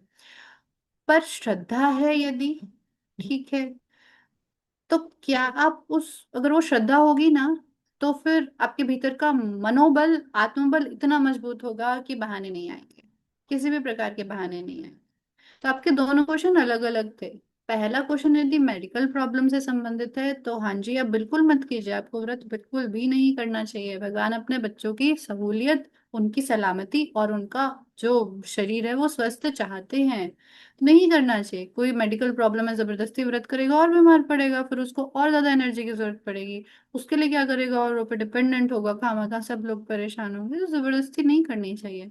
विवेक युक्त कार्य करना चाहिए, विवेक युक्त तप करना चाहिए, विवेक युक्त उपवास करना चाहिए, विवेक युक्त तप होना चाहिए। ठीक, सही से, अंधाधुंध या फिर अविश्वास के साथ नहीं। श्रद्धा क्या है?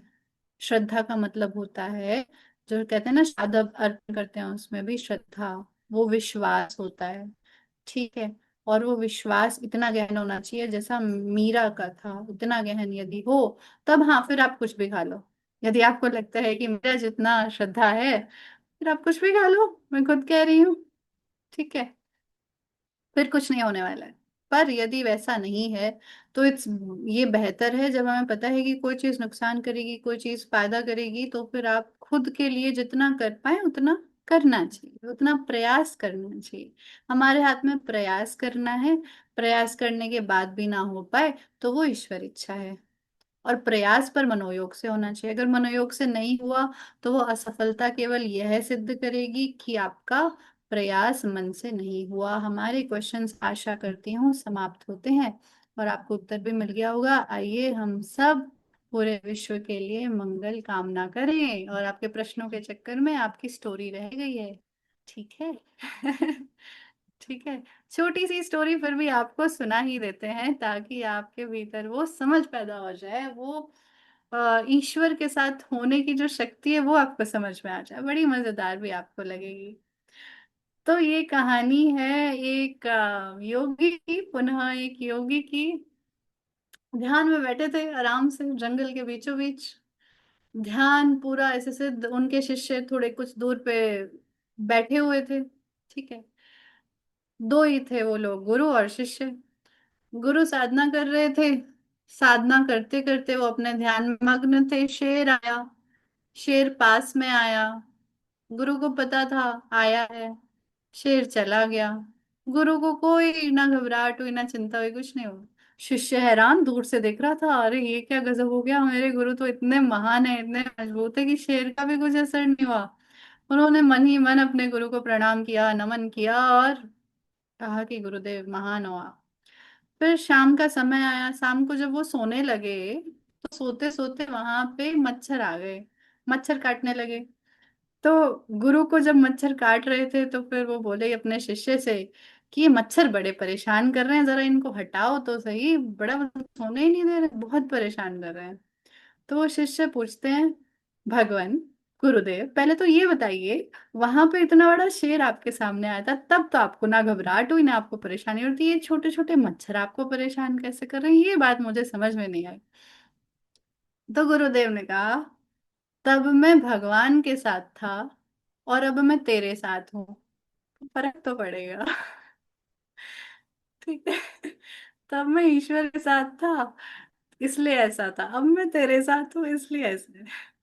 ठीक है, तो वो शक्ति, वो सामर्थ्य और वो निर्भयता और वो प्रेम, ठीक है, सभी के प्रति प्रेम और वो बदलने की वो शक्ति, वो केवल और केवल ईश्वर के समीपता, ईश्वर पे विश्वास, श्रद्धा और साथ में उन्हीं की कृपा के साथ पूर्ण होती है। ठीक है, आज की कक्षा भी इसी के साथ पूर्ण करते हैं। आप सभी से निवेदन, कमर गर्दन को सीधी करेंगे, अपने लिए धन्यवाद ज्ञापन करेंगे, अपने आंखों को अपने कानों को भी थैंक यू बोलेंगे। साथ साथ में आपका ये कर्तव्य कि पूरे विश्व पे वो प्रेम देते हुए, पूरे विश्व सामने इमेजिन करेंगे अर्थ है, ठीक है, और आप यहाँ से मंत्र बोला जाएगा, आप भावना करेंगे कि आप अपना प्रेम सद्भावना विश्व में सभी तक पहुंचा रहे हैं, और विश्व में किसी के साथ भी आपने कभी भी कुछ भी चीज गलत की हो, जाने अनजाने, सबसे क्षमा भी नहीं। तो पूरे विश्व के सामने आप कह रहे हैं, कोई भी जीव जंतु छोटे से बड़े तक जो भी हैं, किसी भी प्रकार की गलती या किसी भी प्रकार के दोष दुर्गुण या किसी भी प्रकार के विघ्न बाधाएं जो भी हमारे माध्यम से हुई या फिर किसी भी प्रकार का कष्ट हुआ, सभी के लिए हम क्षमा मांगते हैं। साथ में सभी को यहाँ से हम प्रेम पहुंचा रहे हैं, ईश्वर ईश्वर की वो शक्ति और सद्बुद्धि सभी को मिले।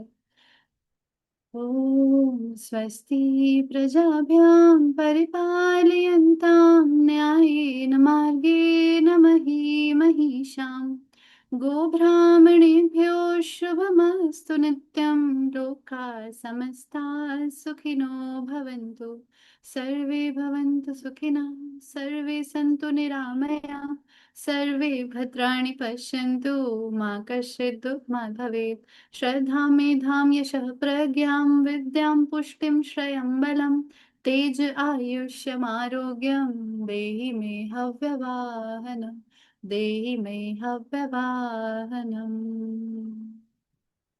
हाथों को रब करेंगे, आंखों पे लगाएंगे, मुस्कुराते हुए आंखें खोलेंगे और रविवार की बाकी की दिनचर्या को पूर्ण करेंगे। अपने परिवार के प्रति, अपने कर्म के प्रति जो भी कर्तव्य बाकी हैं उनको पूर्ण करेंगे। खूब खुश रहें, खूब खूब नमन प्रणाम सादर।